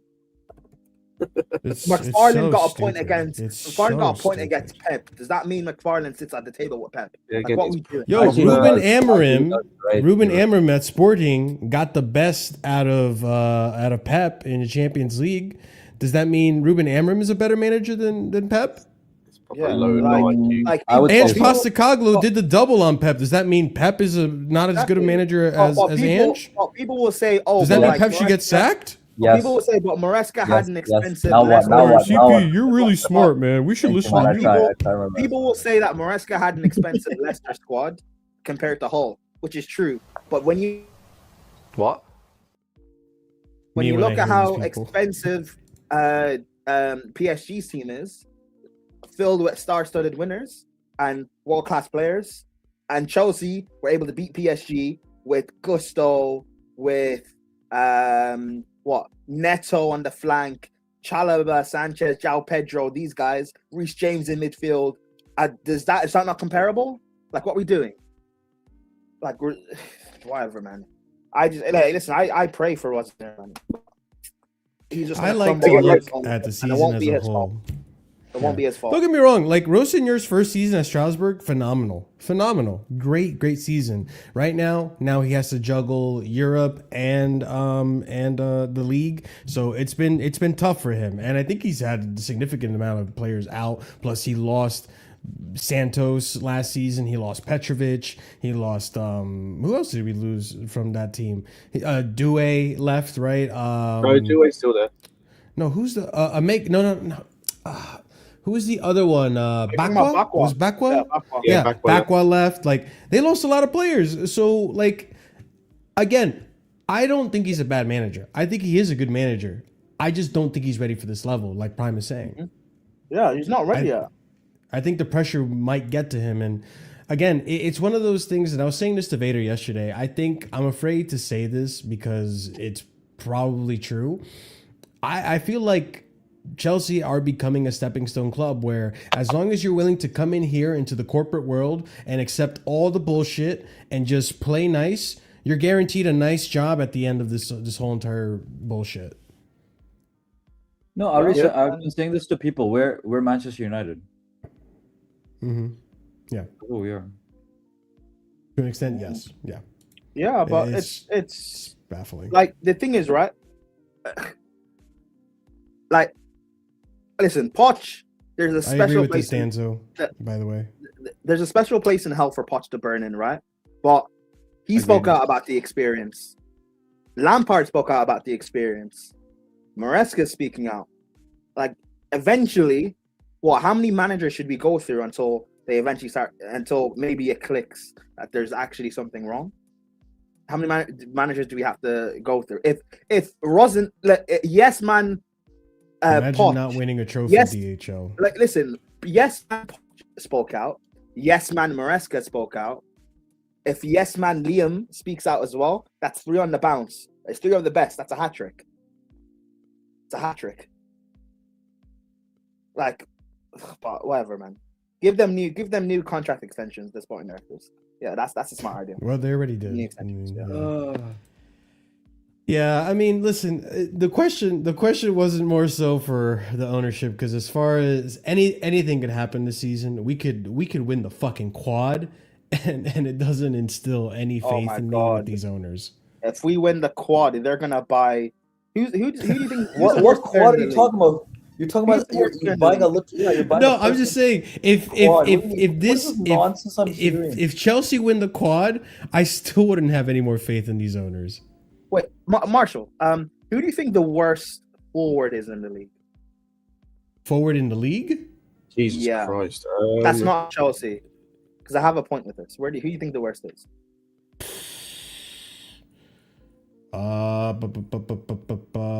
Sesko is a name that came to mind. Richarlison is another name that comes to mind. Okay, well, that's under like 23 or 21. That fits bro. Oh Jesus, bro. I don't know.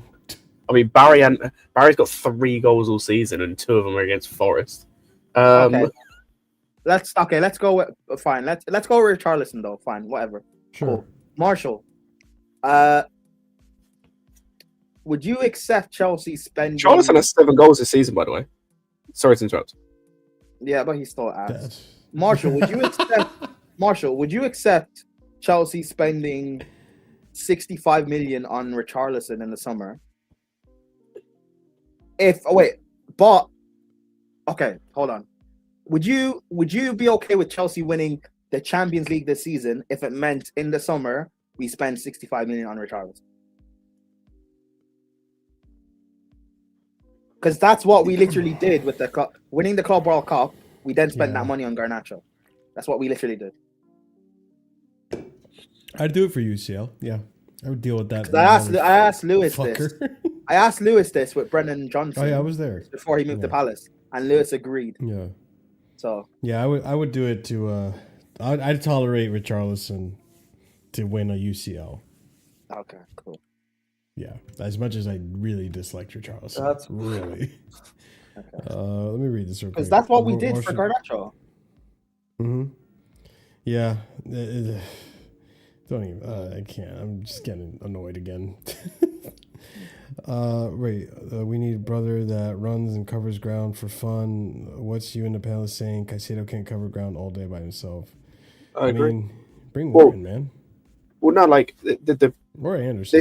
This goes back to what we've discussed with the midfield in terms of you. It's one of two things, right? Give Santos more of a shot. I was gonna say, you either do one of two things. You either need to go and get a different midfielder in terms of either give Santos more minutes, see if he can develop into that midfielder, or what's it called? Or get another one. Like, it doesn't necessarily have to be him, but go and get another one like a Wharton. Or you have to play a midfield 3. Like you saw today in the second half, we didn't actually touch on Santos. Like Santos. I was actually going to bring it up here. Let me put up his stats real quick for you, Scott, just so you could see, because it's impressive. He had really, really good stats in the second half. We're looking at. Let me zoom in a little bit more. All right, not that much. See, he came on for Esteval, which is a great sub. I'll give once Santos came on, it was great. I just wish it was Neto, not Esteval. But 28 out of 31 accurate passes, 10 out of 11 passes into the opposition half, passes into his own half, 18 out of 20. Successfully dribbled once, 43 touches, was fouled once, lost possession only 4 times, which is pretty good. Defensive contributions 5, won 2 out of 1 tackles. He won 4 out of 6 ground duels, which is a big difference maker. Blocked shots, made clearances, made an interception, made a recovery, won an aerial duel. Like overall, he was really positive in today's game, and we already knew there was good quality in there. And again, for everyone saying Maresca Glazer and all this shit, one of my criticisms of Maresca was the fact that he didn't give certain players enough chances, and he was way too harsh on just single bad performances. I think Santos was in that Karabag midfield, and then he disappeared after that because he didn't have a good game. Or no, it was Brighton. It was the Brighton game where he had the loose touch, I believe, and then he just wasn't given a chance since. But he hasn't had a genuinely bad game since that game. No, he hasn't. But like the thing I was going to say about Santos is like he wasn't. People are going to take this the wrong way. I don't mean this in a disrespectful way, but like he wasn't amazing in terms of like he was. You know, you saw him a lot, right? Like he was popping up with in the box a lot, or getting a key passes and stuff. He was just like very good all round in terms of he was solid defensively. He was linking the defense to the attack. Like he was doing the stuff. The performance from Santos in the second half is exactly what I expect from Enzo Fernandez on a regular basis. Yeah, I get that. On a regular basis. I don't expect goals. I don't expect the assists all the time. I expect you to be the all-around midfielder in both, like from both boxes, between both boxes, to do the whole game, which is what Santos was doing. You know what? And he kind of went under the radar in the sense of, like I said, he didn't really do anything, quote unquote, in terms of like the flashy stuff, because he didn't have to. And yeah, like I thought he was excellent. And that's why I said we're going back to what Omar said. We've had this discussion before. You either need to play Santos or go and get another midfielder, or play a midfield free. Because Enzo Fernandez and Caicedo, that pivot doesn't work in this team with then also having Palmer ahead of them in the 10. Or João Pedro, really, because he doesn't really do anything anyway. But like, you need to have someone in there who is going to make up for Enzo being in there, basically. So when he lets his man run past him, it's fine, because you have 2 guys behind him. It's not just Reece or Caicedo that has to cover him and potentially foul someone or leave their man as well or whatever.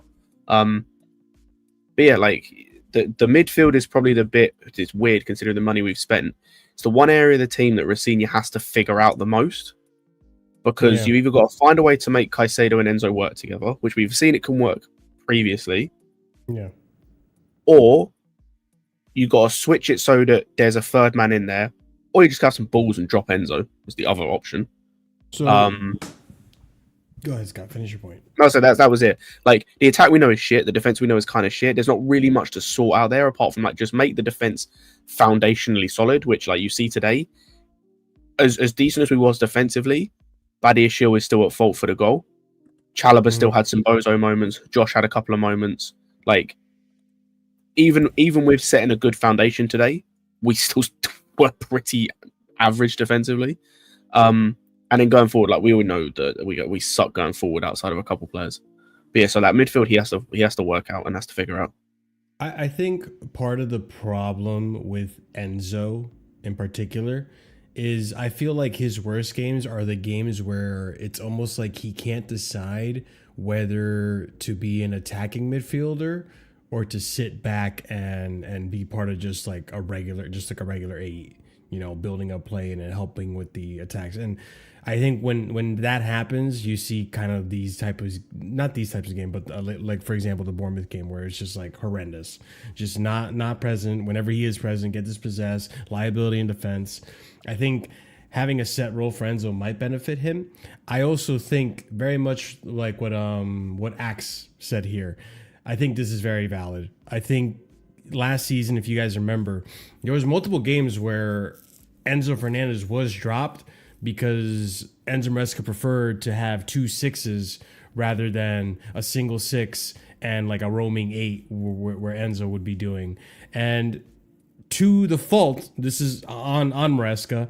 That's why you bring in Santos, who can do that role. He's not necessarily a 6, but he can do a 6 and he does it pretty well. But he just doesn't trust him. And that's where I criticize Enzo Maresca. Like, I think if you had trusted Santos a little bit more, gave him a few run of games to actually show that he can, grow into the game, get used to the players he's playing around, show consistency, then you probably turn a few of those draws into wins and vice versa. Like, you know what I'm saying? It's like that's my belief. And I think Enzo Maresca probably would have wanted to have played that way. I also want to mention this. This is a big factor. Chat, smash up the like button.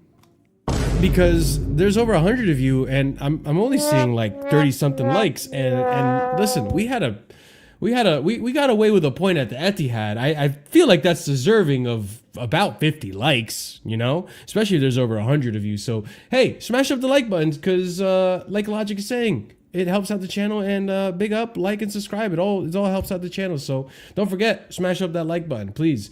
But yeah, I think Santos would be a good fit, and Rosinha is going to want to play him. He's already very familiar with Santos. I think I heard someone talk. Like I hope he just gets more game time more than anything. Like, I just hope he gets more game time, because like that's one of the criticisms I did have of Enzo. Like was his treatment, so to speak, of Santos, and I also understood it in a sense of we've seen with Enzo before, like his lack of trust of young players, or like it takes him a while to start trusting young players. Like he has players that he trusts. All manager does. It's all like, it's all what's it called? All managers are like that.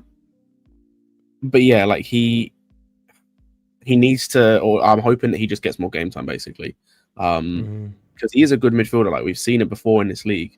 Some fucking weirdos on Twitter like they're saying that he should be sold, I've seen, and saying he's overrated and whatnot. But like when he's given the opportunity, I think he showed he can be good. He just needs to be given the opportunity, and hopefully with Rosinha, with the fact that he played him a lot under him, like I'm hoping to see it.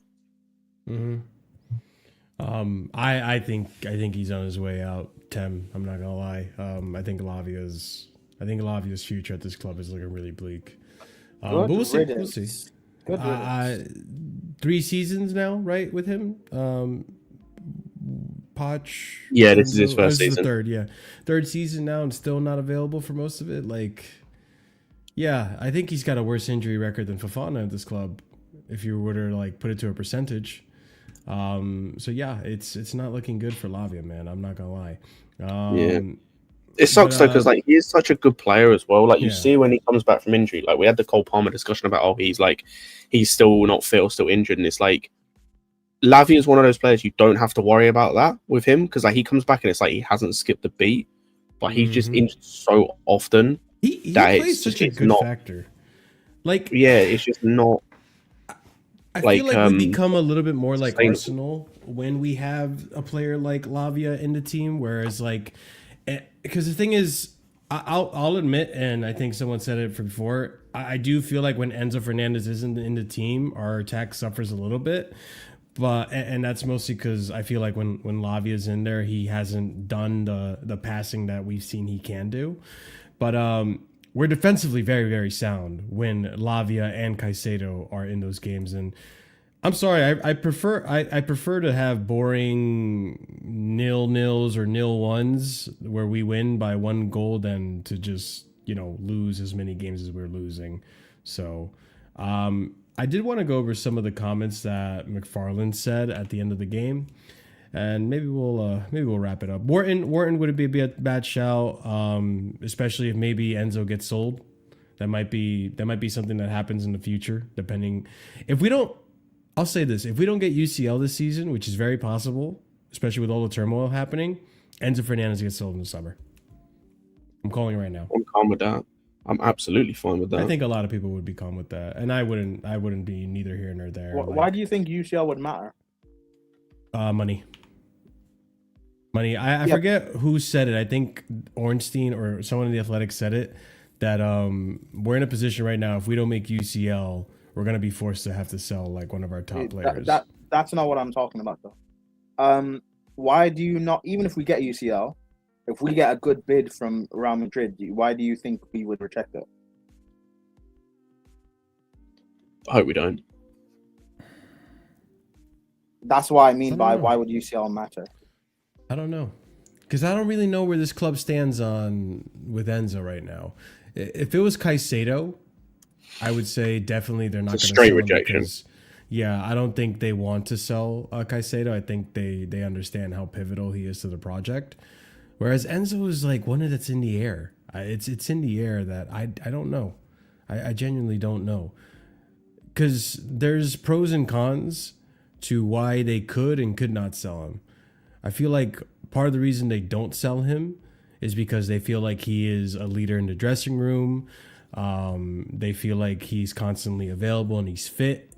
They keep saying they want to build a project around him. But in terms of why they would sell him, you could look at the performances haven't been worthy of the 105 or 110 million pound price tag that we paid for him. You know, there's probably younger talents like an Adam Wharton that can probably do the job that they want Enzo to do, but better. I don't know. It's a good question, Prime. I don't really know with that one, to be honest. No, if we got a good bid from Real Madrid, he's gone. It has to be a good bid, though. I don't know what that good bid's going to be. I don't know 80 if mil. this club... anything 80 mil plus, I'm selling him. Yeah. I think that'd be reasonable. I think would you guys take a... Because Real Madrid want to sell a few players as well. Would you guys take a swap deal and some money? Depends for who. Would you guys do it for Rodrigo? Yes. Because that for me, I'd rather have that. I don't want to get all this money from Real Madrid just to sign more Garnachos. I'd rather get a swap deal. Am I crazy? From them, or maybe am I crazy for saying yes to Rodrigo but no to Vinny? No, you're not. Yeah. Okay.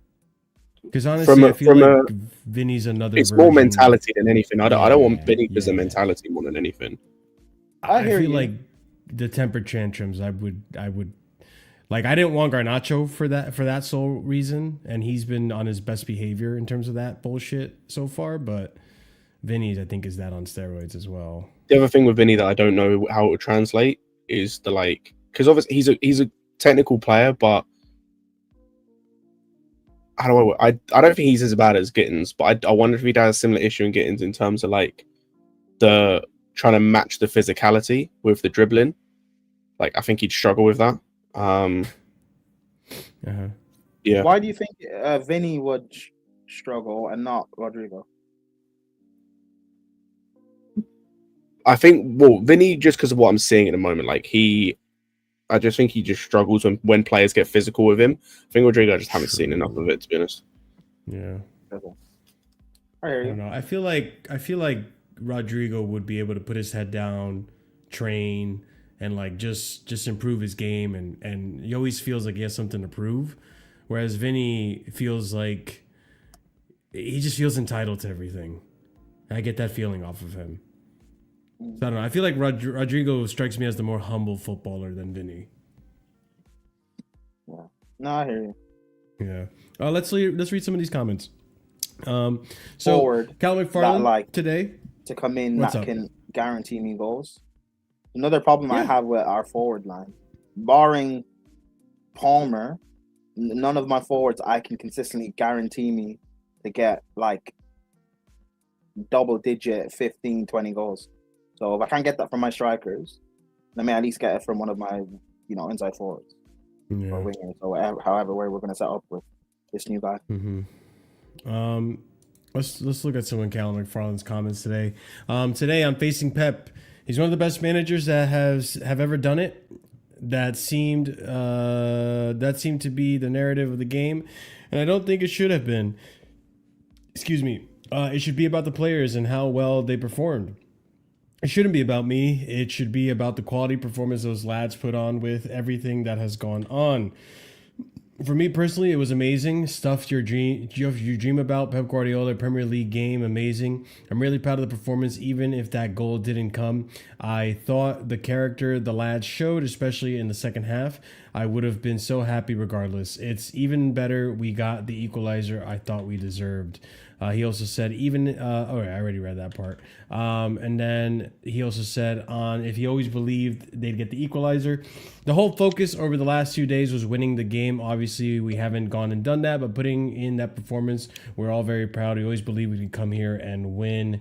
And I'll also read on some of the players. Reese said this as well on the next manager. We know nothing at the moment. This whole week was about this game. What happens behind the scenes is not down to us. We came here, we focused on the game, we took a point from a very difficult place to come. We have to recover. We will see what happens in the coming days. And then Enzo Fernandez on Enzo Maresca said this: difficult moment for us, but it's part of football. Happy for the team. Of course, I am sorry for him, but it is part of football and life. We keep going. So yeah, positive comments, and it looks like they're keeping somewhat of a positive vibe within the dressing room, which is very necessary in these times, obviously, because I'm sure some players weren't really happy with the departure of Maresca, and I think Reese alone is probably just fed up with the BS happening at the club in general, let alone if it's Maresca or not. But yeah, thoughts on the comments, guys, or anything at all? Or should we just call it a day, walk away with a point, and hope for the best against Fulham? Say that again? Yeah, it kind of answers your question. Walk away because we got away with the point. Yeah, and the merry-go-round continues. Yep. That's all that's gonna happen. Ah, well. It looks like Rosinier's first game will be, or Rosinier. I'm gonna call him Dave. Looks like Liam Dave's first game will be against Fulham. So yeah, it hasn't been officially announced yet. I think it's gonna be announced it's gonna be announced Monday morning. Yeah, because there's pictures of him at the airport already at Heathrow. He looks miserable. If we had lost the City, they would have annoued it. He looks so miserable. He looks like he's looking at the piece of paper. Hey, now you know what they're gonna do? Man. They're gonna sell the manager we just had. They're gonna big him up because remember how he's on the short list for Strasbourg managers? So they're like, see what he did with such little time frame. He drew with Pep. This is gonna be crazy work, bro. Do you see Rob Edwards is being linked to Strasbourg? Is it Rob Edwards? No, Gary O'Neill. Gary O'Neill, yeah. I forget who was being linked. I haven't been keeping up with the Strasbourg. That's the next Chelsea manager. Shut up. Big up, by the way, Gualtiego. Thank you for the €249 super chat. We need to talk about Cole Palmer. Yeah, Omar said it right there. You're a little late to the party. We talked a lot on Cole Palmer, so you can definitely circle back on the stream and you'll find the discussion we had on Cole Palmer. We talked a lot on him. And listen, he has to take accountability. He has to improve his performances, and hopefully sooner rather than later, because yeah, we need someone to step up. We really do. It can't just be Reese and just in today's instance, Enzo. So let's see. We have Caicedo back for Fulham, right? No more yellow cards, so we start from scratch. Yeah, right. Today was the first game where everything resets. So we play again. When's the next game? It's Wednesday at 1 my time, I believe. So 6 p.m. UK time. Yeah. Let me just double check here. Nope, I'm looking at the wrong thing. So yeah, Wednesday is the next match against Fulham. So nice. Let's hope 2:30 p.m. my time. Let's hope for another good result. We're at Craven Cottage, so another away game, and hopefully by then Liam Rossignol is already announced, so we can get some stability again in the club. I doubt it'll be that much stable, but something. And yeah, any final thoughts, guys? We scammed the win. We definitely scammed the win. It doesn't feel great, but I mean, well, hey, I'm calling it a win because even though it's a draw, the things we had to deal with it. It feels like what Arsenal fans are saying. Oh, but he doesn't have. Oh, yeah, EPL turf. You're right. Go ahead, CP. Sorry. No, like Arsenal fans are making fun of us. It's like, hey, another draw that is like a win, and I'm like, sadly, yes. They shouldn't make fun of us because we did them a huge favor. Huge favor. So let's hope City can step up, and they'll probably end up bottling at some point. I still have a feeling they're going to bottle it. We hope. And for people like Prime and everyone else in London, if they win the league, good luck. I'm honest. I'm gonna be honest. I will be off the football universe in the summer if Arsenal win this league. I'll be honest. I'm gonna have to deactivate my Twitter. You're saying Prime. Listen, I've got Shamrock Rovers, mate. So no, I'm not saying that. No, Prime. You're living in London, and like Arsenal's gonna infest that shit. Do you see, like Anne Hathaway? Everyone's just popping up like all of a sudden this year that they're actually looking like winning the league. All of a sudden, I'm seeing all these Arsenal fans out of nowhere. Yeah, that's true. The last like 2-3 years, the last 2-3 years, there've been so many Arsenal fans online. That's what I'm saying, Prime. You're in the epicenter. So if they win, just go back to Ireland. Like not in the EDL kind of way, but like in the you need to run away from the Arsenal fans type of way. You know what I'm saying? Nah, it's cool. It's cool. Hey, who's I don't even know who the London Prime Minister is, but Boris Johnson, then man, deport me. If Arsenal win the league, deport me. Send me back. All right, guys, we're gonna wrap it up. Big up to every single one of you. Thank you so much for your support and joining us today in today's show. We're going to rate out to, who did I set up to? Saeed TV. Apparently, his title is Amram sacked. Apparently, there's some tension between the board and Amram. So that might be some interesting content for you guys to watch. So don't miss out on that. Be sure to join in on the raid so that you don't miss out on that. We continue on your evening of absorbing content. But yeah, smash up the like button if you haven't done so already. Subscribe to the channel if you are new here. We're trying to get to 5K subscribers, and we've been growing pretty handsomely recently. So let's keep it up, guys. Every bit of smashing that like, every bit of hype points that you give to the channel, or even if you subscribe, or even just giving us your attention, helps us dramatically towards that goal. So please, it makes a huge difference. Keep up the good work, and I do appreciate you guys doing that. It's 2026, so let's get into good form here. Let's start smashing the like, let's start subscribing, let's start hitting the bell notification, sharing, all that stuff. Be sure to, like I said, copy and paste the raid message right here so that when you get to Saeed's channel, you paste it. He knows where you're coming from. He knows we rated him, and we'll have a good time. We'll be back again. So I'm going to be at American Waffle tomorrow. Tuesday, I think I'm going to release a pre-recorded video. And then we'll be back again on Wednesday to react to the game. And potentially Thursday will be a Casually Chelsea show. Or maybe Tuesday I'll do a Casually Chelsea show. I don't really know how the week is going to go. But a lot of content on here, so don't worry, guys. We're not taking a break until football takes a break. And memberships, 4 different tiers starting at 99p. If you are a proper casual and higher tiered member, we give shout outs at the end of every show. And those shout outs are going to go to TA1931, the Danzo, Mo Beta Blues, Platformer Guy, Gabriel A, JC, Lanre Sadiq, A Soliman, EE, and Adrian. Thank you guys so much for your support. We really do appreciate it. Like I said, it does help out the channel tremendously. You guys essentially help fund the channel and keep me going and keep this going and help invest more into the quality of the channel. Trust me. We're going to have a lot of big changes on the channel soon. So thank you. Thank you, everyone. And yeah, have a wonderful night, guys. Stay casual and peace.